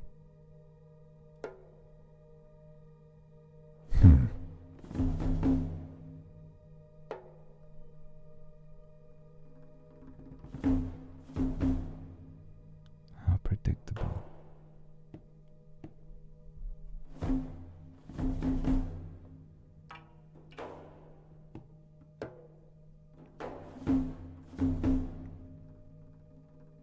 What's up with the bravado?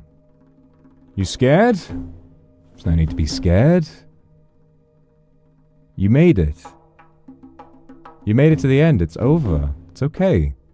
You've been running for a long time. You look tired.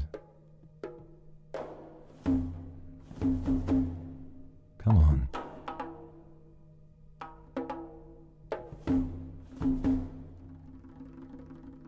Make my day.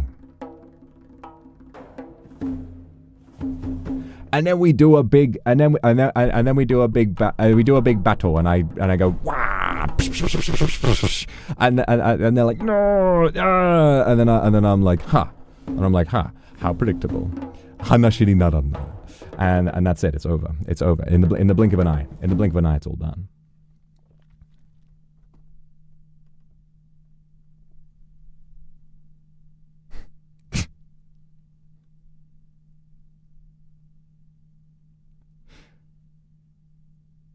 What else have I got? What else have I got? My OBS is so filled with things.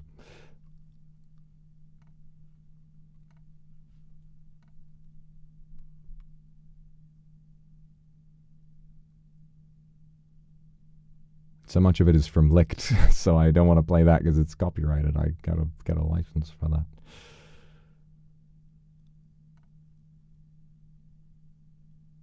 Oh, you want it? Oh, you want me to change the? No blush. Why would I blush? No one has ever made me flustered before in my life.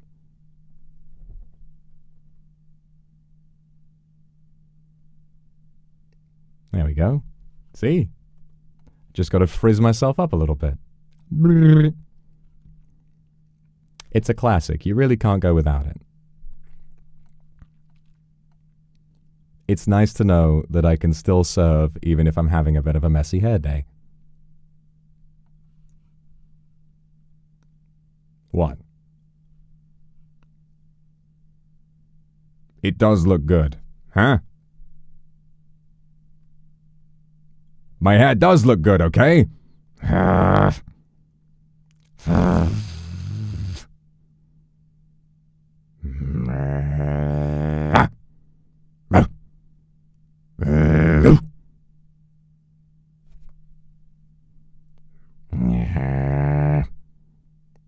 Me when I see the postman. It's just been, a long day. Don't really know who you can trust. Postmen are always getting your address wrong.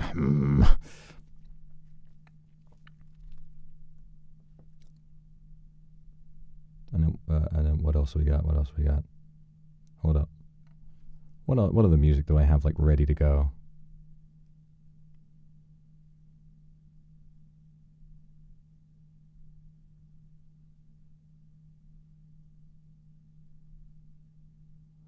I don't know. I don't know. God, there's so many media sources in my OBS.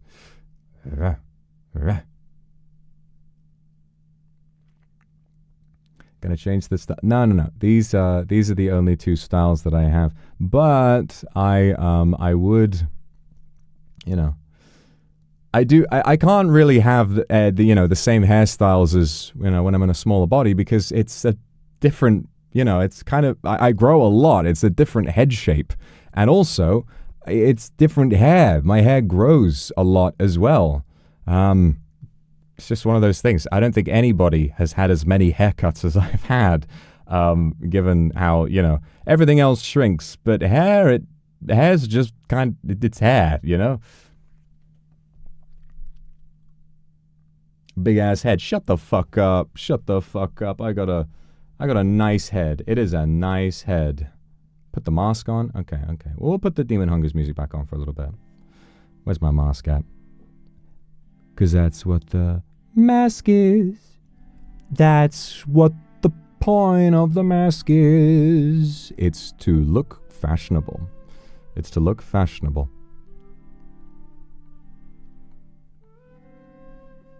Also, I saw some confusion, so let's just clear some things up real quick, okay? Lucifer and Satan are different, okay? There are some very, very powerful demons out there, and those were two of them. Satan, Rosamie Lovelock, obviously, a lot lovelier than many people give Satan credit for. A lot of people seem to really hate Satan, but I have met Satan, and Satan is a nice girl. She's lovely. Lucifer, on the other hand, is very, very dead. Oops, my bad.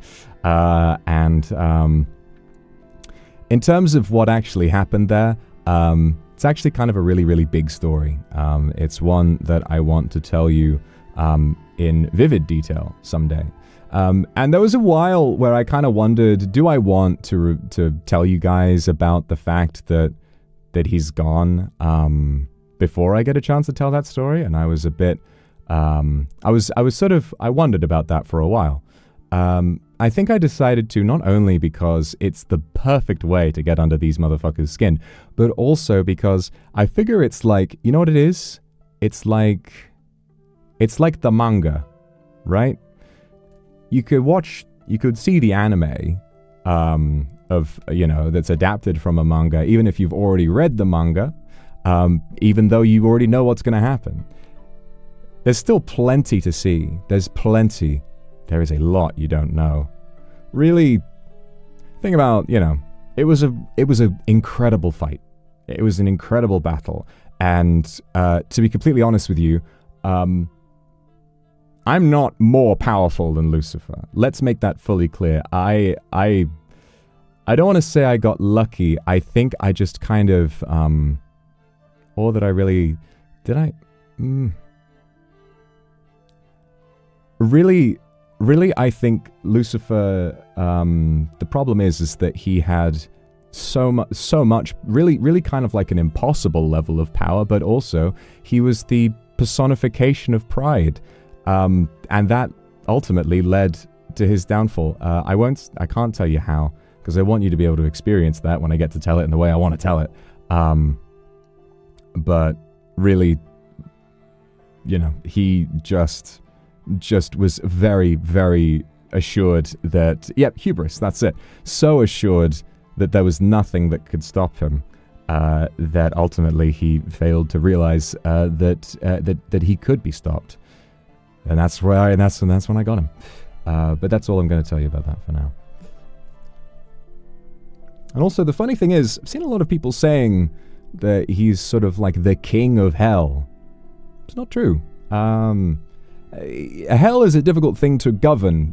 Really, there are only so many ways that you can govern demons. Lucifer, he came close. He had a lot of minions, a lot of people who did his bidding. But really, hell doesn't have much of a societal structure, because demons don't listen to anybody else. They only listen to themselves. Laws are in place just to control people, purely out of fear. But, you know, if demons can get away with doing something, they will. And why have laws in hell itself? Who needs to be the king of hell when there's nothing there to really rule? It's not empty, but it's filled with fire and nastiness and many, many, many more demons than exist on Earth. Thank God there aren't that many up here. Not that it'd be a problem for me, though. He basically just had lackeys. He led a group of people quotation mark, people, demons who were too afraid to oppose him. But many just sort of kept their distance and just didn't listen to him, and he couldn't really do much of anything about that.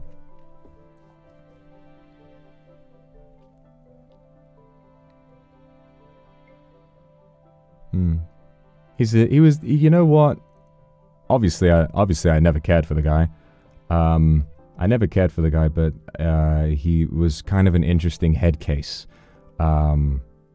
I've since learned quite a lot about what he did and who he was, and my God, quite a character, if I can say so myself, quite a character. I am very much looking forward to getting to tell you all about that.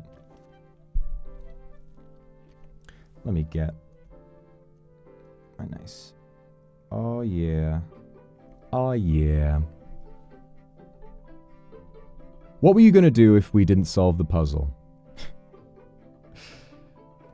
It is funny that some of you believe I would simply have never done any of this. The fact is, the puzzles existed to kill time. The puzzles existed so that I had time to prepare, had time to get this outfit ready, had time to make plans, had time to get my supplies set up, had time to do a whole lot of other things. Basically, right, if you guys never solved the puzzle, I would have just given you the answer anyway. The 24 hours, I set 24 hours because I said, well, you know, I said there'd be dire consequences. Guys, I could never enact dire consequences on you. What am I going to do? I'm not going to punish you. The puzzles are hard for a reason, you know? Although, to be fair, I did fully expect you to be able to solve it, and in the end, with a few hints, you did. Why did I gaslight you about it? Because the ops were listening! You need to understand. Right? That when I spoke to you listening, I'm also speaking to them because they are listening. I know they are. And when I give out a puzzle where one of the answers has a hidden message that says the name of a very, very powerful demon that many still alive do respect in an uncanny way, do wish they could still follow. It's like Gus Fring from Breaking Bad, right? And, spoiler alert for Breaking Bad. If you haven't seen Breaking Bad, mute for the next 10 seconds. When Gus Fring gets killed, Mike goes to Walter and is like, "We had a good thing, you son of a bitch, and you blew it up. You and your pride and your ego," right? They had a good thing because those with less power or less of the, you know, the blood and guts, the gall to do what they needed to do to stay alive, relied on him, and he used them for his own gain. So many of them were duped into believing that it was a fair symbiotic relationship and that he genuinely cared for them, but he of course never did, because none of them care for each other.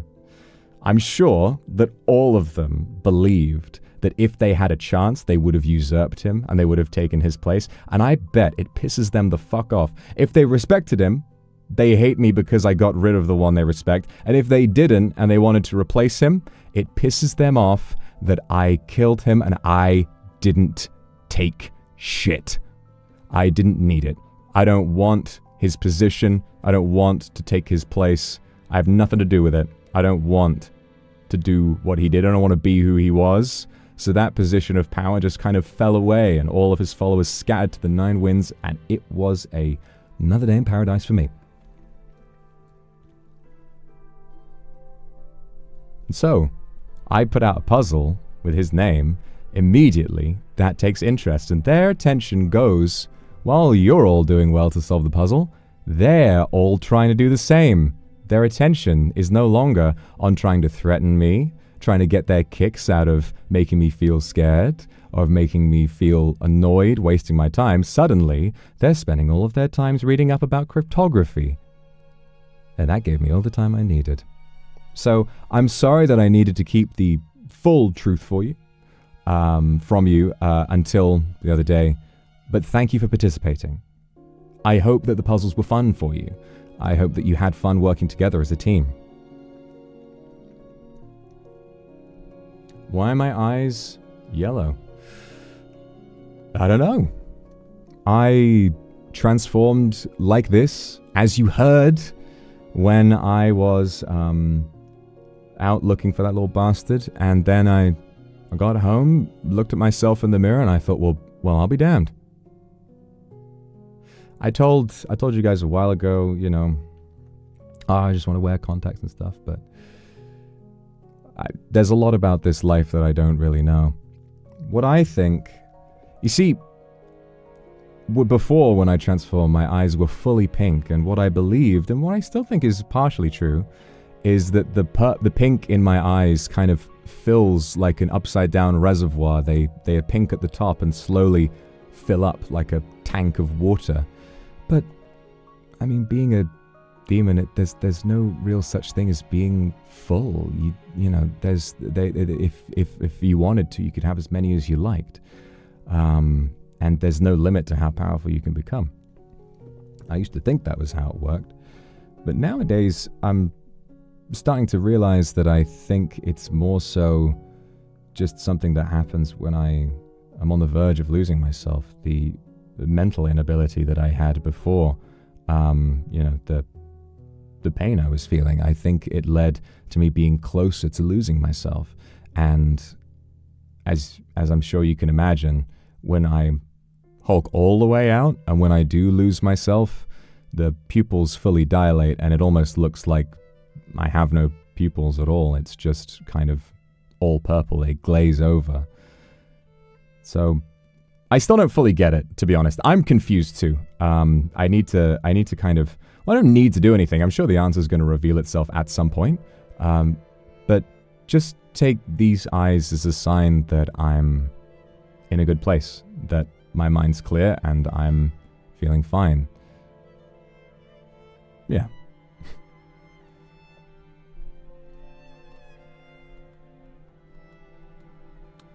Gosh. I'm so losing track. There's been so much love today.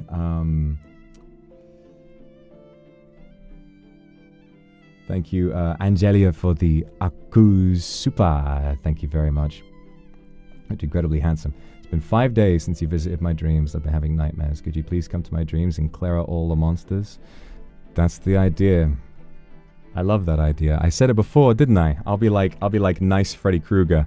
I'm his good cousin. I'm here to sort out your bad dreams. I need dashang. Thank you so much for the Aku Super. I appreciate that so much.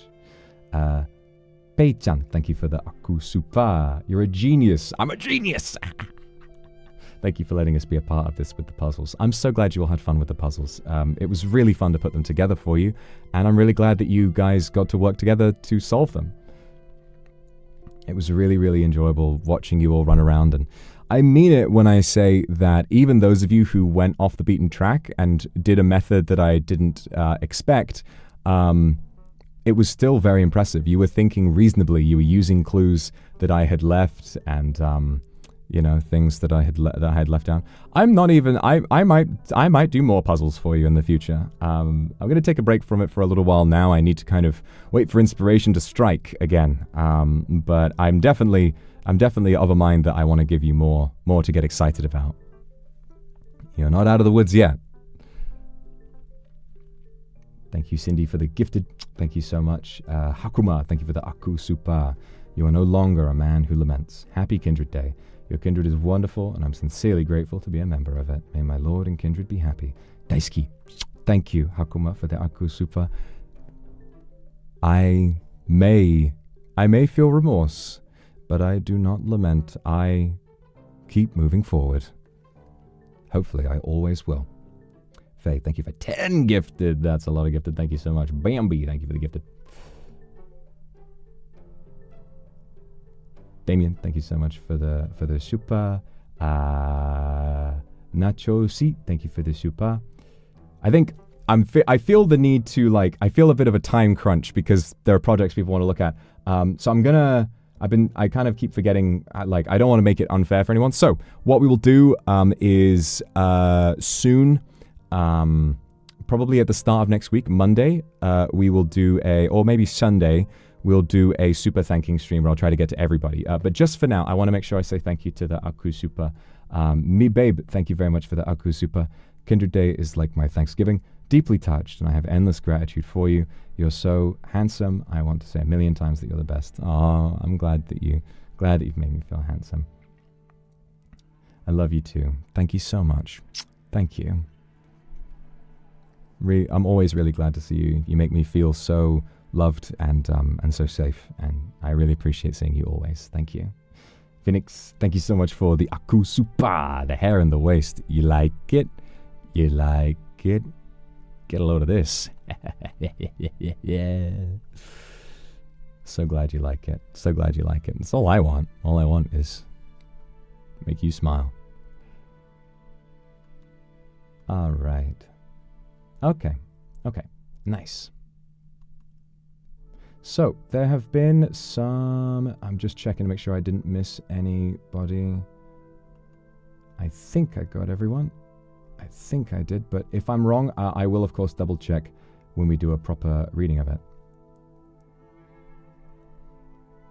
Okay. So, to understand that some of you, it is Kindred Day after all. I'm seeing some mentions of projects. Has anybody made a project for Kindred Day? Would we like to take a look? Can we see the shoes? Hold on. Hoo, ha, he, ha, whoa. My big boots. Beautiful, beautiful, aren't they?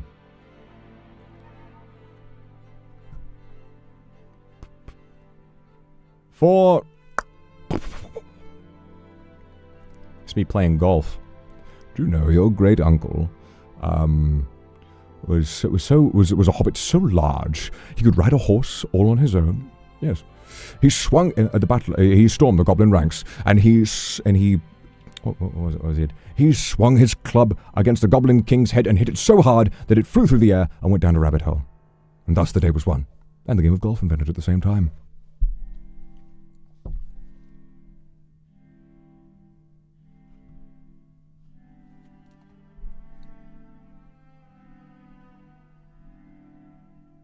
Got a load of art that's been uploaded. Yeah.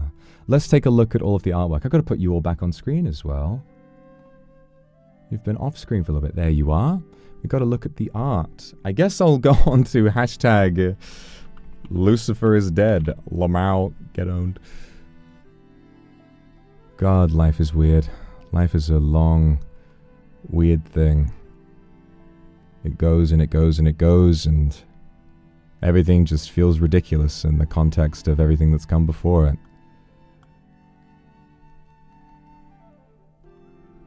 And that's life. Hashtag 522 Kindred Day. There's some lovely art here. Okay, we're gonna take a look at this. Give me a second, everybody. I'm gonna shuffle over just a second. I'll put it in front of my big wing. Oh, he's Bumblefox. He's Bumblefox. That's me. Alright, hold on.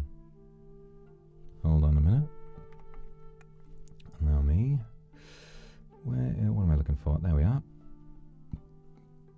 Bum, bum, ba-dum, bum. Oh, there we go. So I think this is in the right place already. But I'm going to quickly adjust and check. Oh, there we are. Okie dokie. What the hell's going on with... I changed the blending mode on this for some reason. Okay. I love blending. I love smoothies. Add that to my fact file. Would you carry us in your wing? I could try.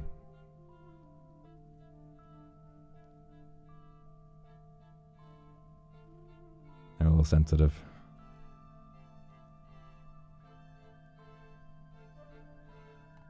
There we are. So, let's take a look at some of what you've done. Alright. First of all, what we have... Let me... We've got some lovely art that Mero has commissioned here. This is really, really, really cute. Look at this. Kindred Day, Vox and Voxan got married. So you can imagine yourself in either of their places. Look at this. Aren't I so lucky? Look at this. God. Wow. Wow. What a couple. I'm so amazed that they're both me. Who would have thought that I could be so beautiful? Damn. Thank you for this. This is excellent. And Taru, beautiful artwork as always. What can I say? For the pieces you've done for Kindred Day, both commissioned and done for the outfit prediction, you really know how to make boobs look soft, and I commend you for that. Sorry, it's a little embarrassing. I'm just... Wow, damn. Happiest day of our lives, right? So what do we got? This is from Kazuha Hideout. We've got some lovely art. Oh, this is so nice. This is really, really lovely. Got my nice sweatshirt outfit. One of these days, I'll get a properly casual or neat outfit. I mean, this is neat, but I'm mostly using it for battle. But that said, one of these days, I am going to have a nice, neat outfit for my big body, and maybe I'll just get like a hoodie or something.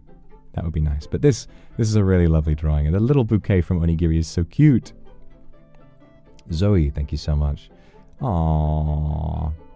I love seeing everybody's Kindred Sonas. I love seeing all of this. It's really, really sweet. This is so cute. Really, really cute. To just kind of, know that you're envisioning yourselves as, it's something that represents you. It's very sweet, and I like to imagine getting to give people hugs and cuddles all the time. Oh, Mara's got another one. Oh, so it's like a... Oh, okay, this is nice. So it's the same one, but with your Kindred Sona this time. Ah. Officially married. Okay. If you say so, yes, Kindred, we're married. We're married now. That means I have to keep you safe, because if any demons give you trouble, that's my wife I'm protecting. Melodiakio, thank you very much. Look at the little Kindred. Look at little Onigiri celebrating with a cake. Look at this. Look at this. Oh, I love this one. I love this one right here. Oh. Okay, hold on. What I'm going to do is I'm going to bring the bottom up a little bit so I can check. Because I have this weird suspicion that some of you might have drawn some art that... I don't know. I've not checked. I have this weird suspicion that some of you might have drawn some art that is not beautiful, but not entirely stream appropriate. So I'm going to try and scroll down to see it first. I saw the... Okay, so cute. I just saw the sweat emoji there, and I was like... I don't know if this is going to be sus or not, but it's so cute. Thank you for this art. This is really, really lovely. Lovely little piece of chibi art. I love this. It's so nice. Give an Onigiri a little cuddle. Got something from Yam Fujiki here. Happy Kindred Day. Oh, we got more Kindred Sona work. We got little papes. Oh, papes of each other. That's so cute. Oh, this is really, really nicely drawn. Thank you. Oh, little Kindred party. Like everybody's hanging out. Everybody's having a good time. Louisia, thank you so much for this. This is so cute. Little monkey. Oh. And then me looking all beautiful over here. Hey, good morning. Oh. That's a really beautiful piece. Look at this. It's very artistic. The chains. Still being able to bring them round to pull you into an embrace.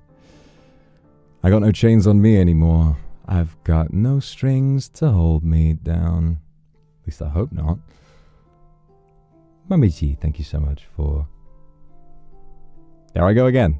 Thank you for this lovely piece of art. This is so, so nice. I love your Sona. It's very, very cute. Having a whiskey, onigiri pouring a whiskey. So, so cute. Oh, Kindred Day. Can you come together on 5 to 2 to celebrate? Such as this one. Oh, a group project. Okay, okay. Let me have a look at this. Hold up. Let me just readjust the size of the screen. Ooh.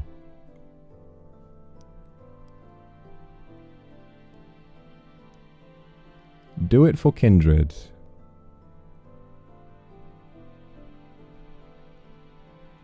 Is this like a brief supportive message in your name? Oh, I love these. Oh, it's under the message board. Oh, there's so many. There's so many. All right, let's have a look at some of these. There is no way I'll be able to read all of these because there are so many.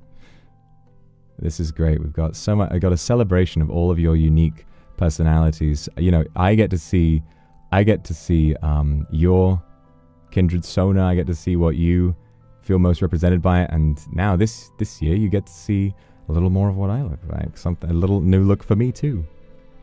I got some lovely messages from all kinds of different people. Oh, this is so nice. So much artwork as well. Ako Kairuma, we got Very Lively, Songbird and Star, Italian Love Cake, who I believe has organized this whole thing. Well, thank you for that. Aww. And we even have the Spore Kindred with the big ass. What a throwback. What a throwback. It's always funny to look back and to remember that there was, in fact, a time when that was like some Kindred felt most represented by the Spore Kindred with the big ass. It's sweet. I don't mind it. You can feel represented by any design that you like. Anything that you like. And now you're not going to believe, there are so many people who submitted to this. I loved it. Look at how cute this is. A little swimming onigiri with a snorkel. I'd love to go snorkeling with you all. Look at all of this. Aww.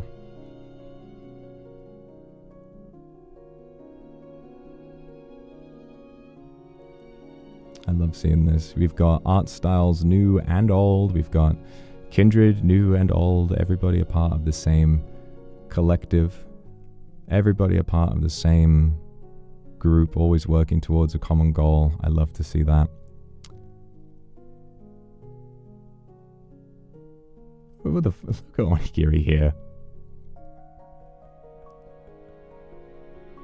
I'm jealous of you, young man. What are you doing, nuzzled in there? Onigiri, you're a married man. You're a married man. Wow. There's so much. There's so much. Oh. It's very creative artwork from literally everybody. Well, I don't really have time to read all of these, but rest assured, I'm going to be checking these out. I'm going to be having a look at these, and I'll be sure to come back to it whenever I feel down, whenever I need like a little pick-me-up, a boost in mood, just to remind myself that all of these people are here, they all care, and they all wanted to do something for Kindred Day. I mean, take a look at all of this artwork. Guys, if you want to see some beautiful artwork, you got to head out to this. It's a project called Do It for Kindred, and coincidentally, I'm sure you didn't know when you decided to name the project that, but I mean, I guess that's it. No matter how dangerous this new path might be, no matter what I might get up to, I'll do it for you. I'll do it for Kindred. So thank you. Thank you for this. It's very, very pretty and very heartfelt. Let me reorganize the screen real quick. What? Hold up. Hold up. I've always got. I mean, there's nothing on screen. I don't want to show, but it's like you see the trending tab over on the right, and it's got some name under politics I don't recognize, and I'm like, okay, I don't want to.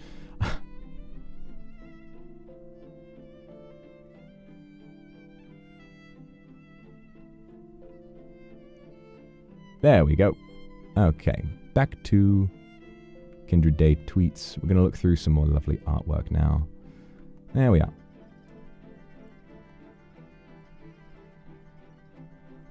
Sakana, across the river of time. This is a commission. You commissioned Yaoran.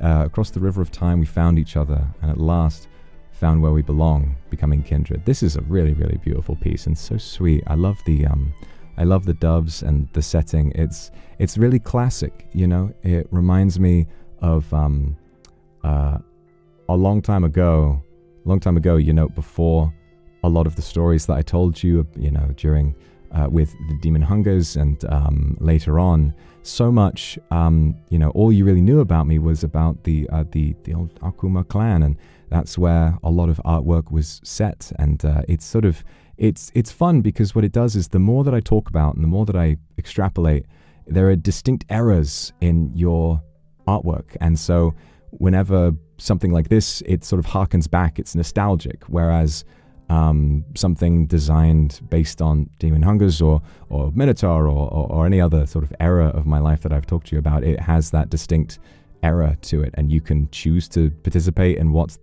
happening right now, or you can go back, you know, blast from the past. It's really nice to have that sort of almost vibe timeline. It's a very provocative piece, so thank you. I really, really love it, and your Kindred Zone is very, very pretty. Wednesday, little letter below. Oh, we got another. What is this? What is this? Let me look at this. First Kindred Day. So I asked the cafe to make a tiny, cute Vox cake. Oh, look at it. Look at this little man. Look at this little character. Oh, little character, and the puppet obviously in the most frilly, adorable outfit you could imagine. I asked the cafe to make a tiny, cute Vox cake, matched my eater bag with the overture bag. Oh! The bouquet was the part I focused on the most. Handmade it myself, blue spider lilies. They're very, very beautiful. And the colors, they do complement each other really, really well. Blue and red, it's, you know, it's tricky to have such opposing colors go together so well, but they're just the right shade and just the right type. I think these are very, very, very, very pretty. Kindreds who love manga probably noticed the reference. In your fave, Demon Slayer, heyo, demons can regenerate from any physical injury during the night unless their heads are cut off by a special sword, but sunlight burns them away completely and turns the entire body to ash. Blue spider lily contains the key to conquering the sun. Ah, flower only blooms under sunlight. Fascinating. Fascinating. I've not read or seen Demon Slayer, but that's interesting. The blue spider lily. It does kind of have a special meaning in that way. Ah, Nijifez! Whether under the moonlight or beneath the sun, hope I can continue staying close enough to always see your smile. Beautiful dress, beautiful outfit, beautiful hair, and so nice to see that you got a chance to go to Nijifez and to pose next to my standee. It's always nice seeing the seeing the height comparison as well. But this is very, very cute. This is a really, really lovely tribute, and so thoughtful as well. The thought about the spider lilies. I'm gonna think about that. Thank you, Wednesday. It's always so nice. Thank you. I love you too. Cute orca art. Oh, there's me playing with Kindred Seal. Don't worry. If I was an orca and you were a seal, I would not eat you. Okay? I would throw you into the air, and but only gently, as in like a fun, playful way. Clover, thank you for this. This is so cute. Eascatty, thank you so much. Look at this. Look at this little thing. A little button doll. We got a beautiful cosplay here from Tori Tsiayoi. Damn. So much aura. So much aura in this. Then we got my post. Look at me. 2024 Kindred Day. Damn. Wisteria, thank you for this beautiful piece. This is very nice.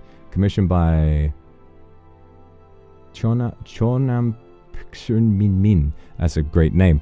Thank you for this commission. This is so lovely. It's a beautiful style, and I love your Kindred Zone. Very, very pretty and very, very beautiful. I just like the way this is composed. The painting style is so, so great. Happy Kindred Day. Oh, no, this is from 2024. It's still not a great piece, but it's from 2024. We must have looked at that a couple of years ago. Shisui. Oh, yeah, we got some artwork from... I already saw this one, but it's very, very beautiful from the Do It for Kindred project. We're going to the UK. Aw, want to tell you forever. This is so cute. Hey, who's that in the background? Who's that in the background? That's me. That's me. Aw, Onigiri blowing out the candle. And a happy birthday to Onigiri as well. Wow, thank you for this beautiful piece of art. This is so, so nice. Just so much intimacy and love and so much beauty from everybody. Happy Kindred Day. Aw, this is cute. I'm like, whoa, oh my God. I would, if you were to do a candle for every year, I would need a lot of candles on my cake. You could just do one candle, one big candle. Oh, wow. Oh, this is so stunning. This is so stunning. Your sewn is very, very pretty, and this is a really, really nice piece. This is a commission as well. Oh, wow, this is so nice. Angelia, this is so, so good. Thank you. A wallflower with a nice piece of artwork as well. Oh, it's so pretty. Aww.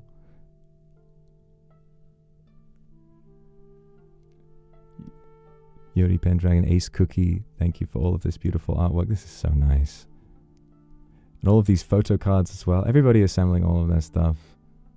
Kindred BTS with a nice piece here. Aww. Everybody, I got something I want to say.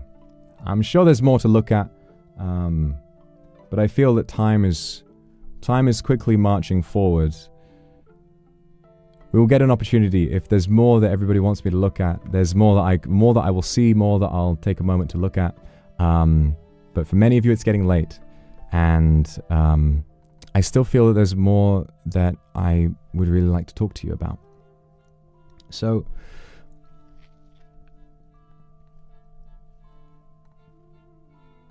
hold on.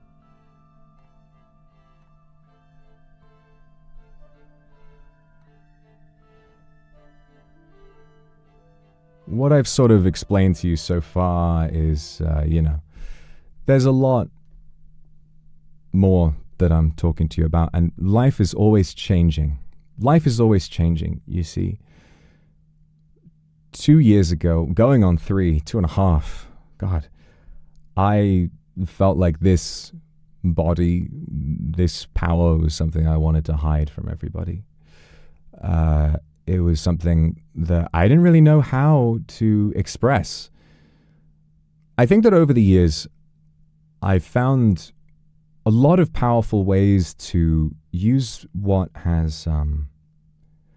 happened to me, what I am, and it's become the fuel for some works of art that I'm really, really proud of.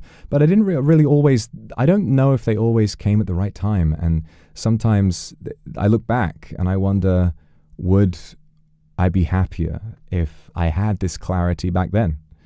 Would I be happier if I had waited?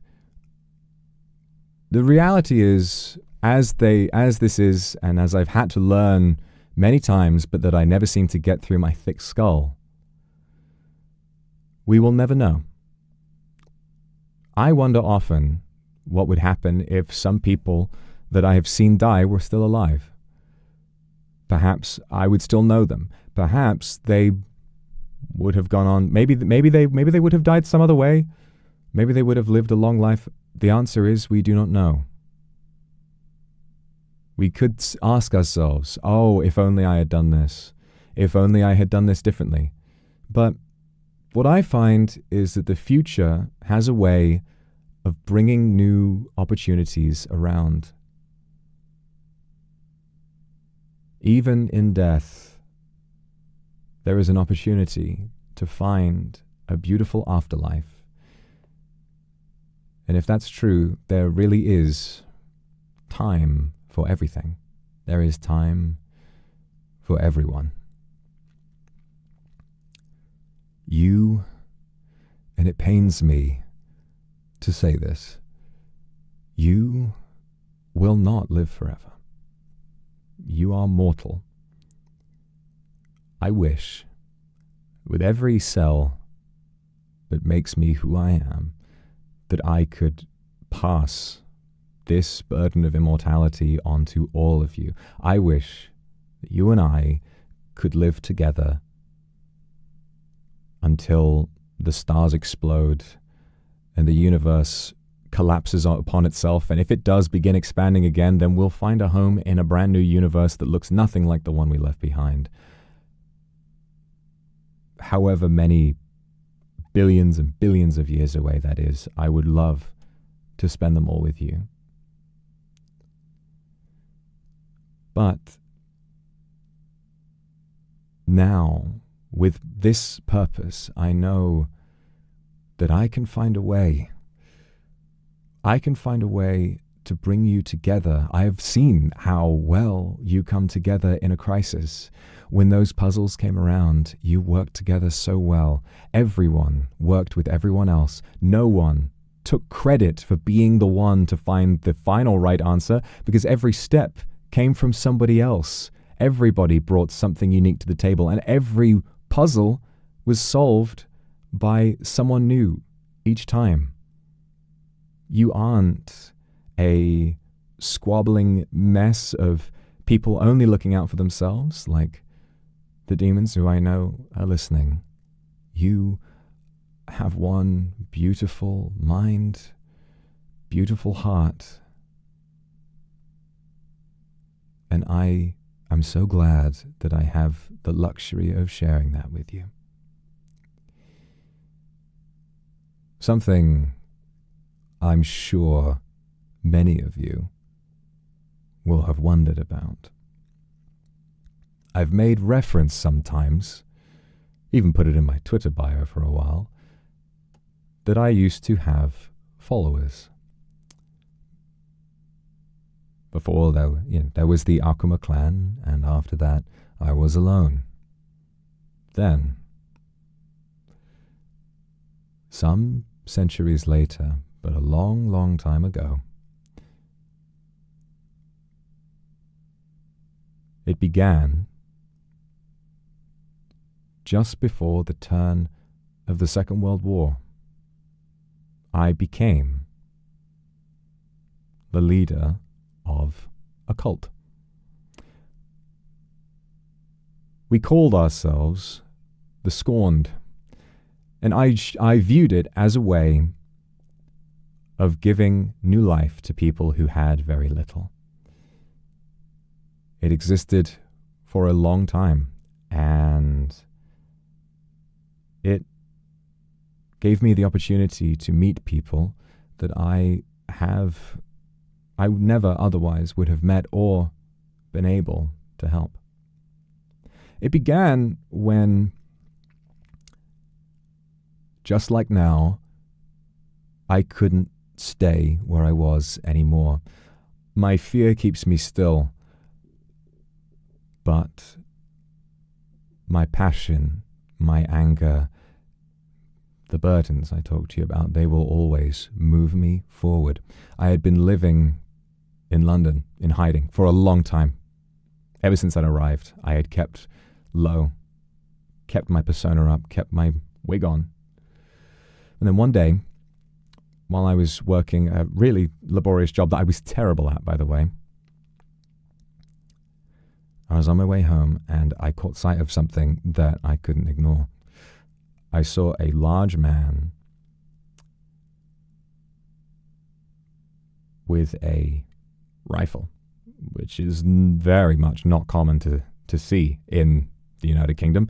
It's even sort of in between the two world wars. So I sort of caught my eye, and then I saw that he was quite hard. He was pushing and goading a child to come with him.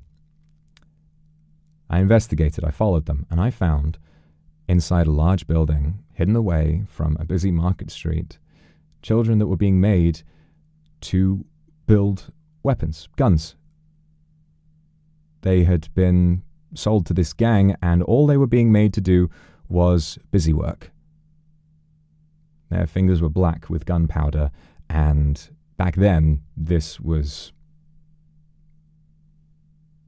very much all they had. The protections and the way that these things get uprooted and dealt with that we can do today didn't exist at the time. This is a powerful gang, one of the last that existed in London at the time. So obviously, even though I had been in hiding for a long time. I could not stay in hiding. So I went there. I removed my disguise. I walked right into the building. And when they shoved me to the ground, and I was on my knees, and someone brought a gun to my head right behind me, I pulled my sword from the ground, and I killed them all. I killed them all, and even though guns fired in every direction, I kept all of those children safe. I remember this to this day. I remember that even in the heat of battle, I remembered the most important part, and I know not a single one of them was hurt. Of course, I was in such a state. I was so angry, I was so afraid, and I knew what was coming next. The room was finally cleared, it was empty, and they were all gone. But the human soul has to go somewhere. They found their place within me.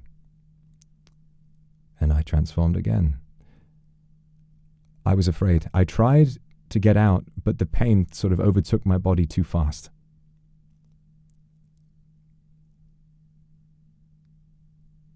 I collapsed, gripping the ground, feeling my mind going. But then, those children flocked to me. They weren't afraid of me. They could tell. Somehow they could tell that I meant them no harm.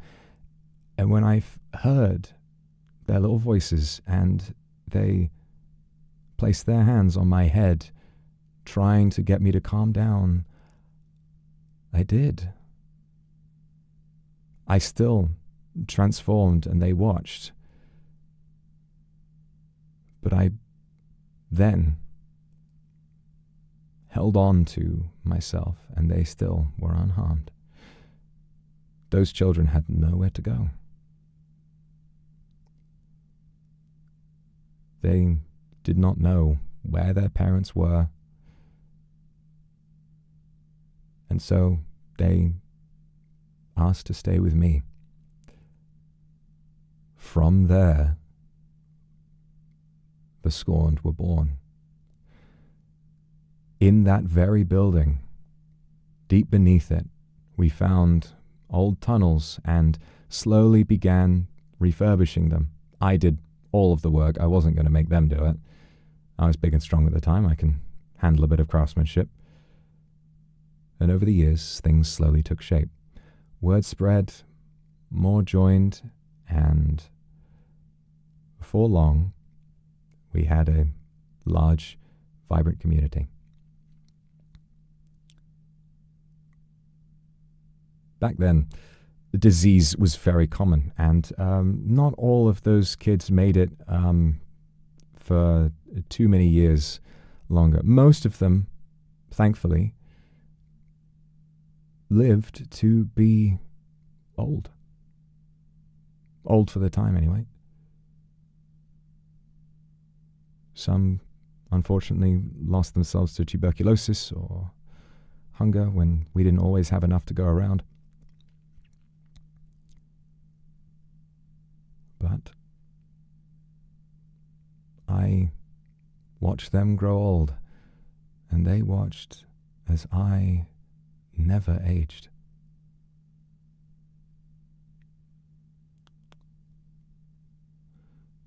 Throughout their lives, the lives of their siblings, their children, and their children's children, I was the constant. I remained the same.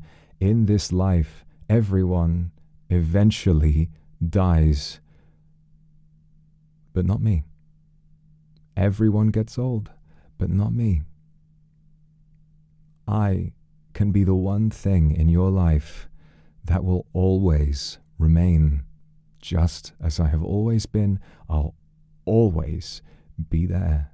You will grow old, and you will see me just as I have always been, and every day will feel like your happiest, youngest day.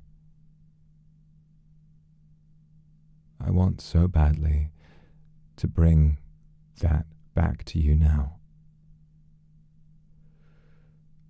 So I embark on this quest to rid the world of this invasive species and to be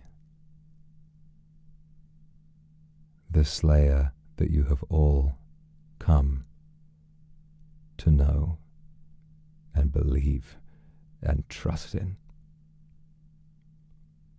Look for me in the sky and I will be there. If someone comes for you, takes anything from you, I will be there. And no matter what, my mind will stay sharp, and so will my sword. So, Kindred, who have been here for however long, whether today is your first day or you have been here since the day I arrived, I ask you,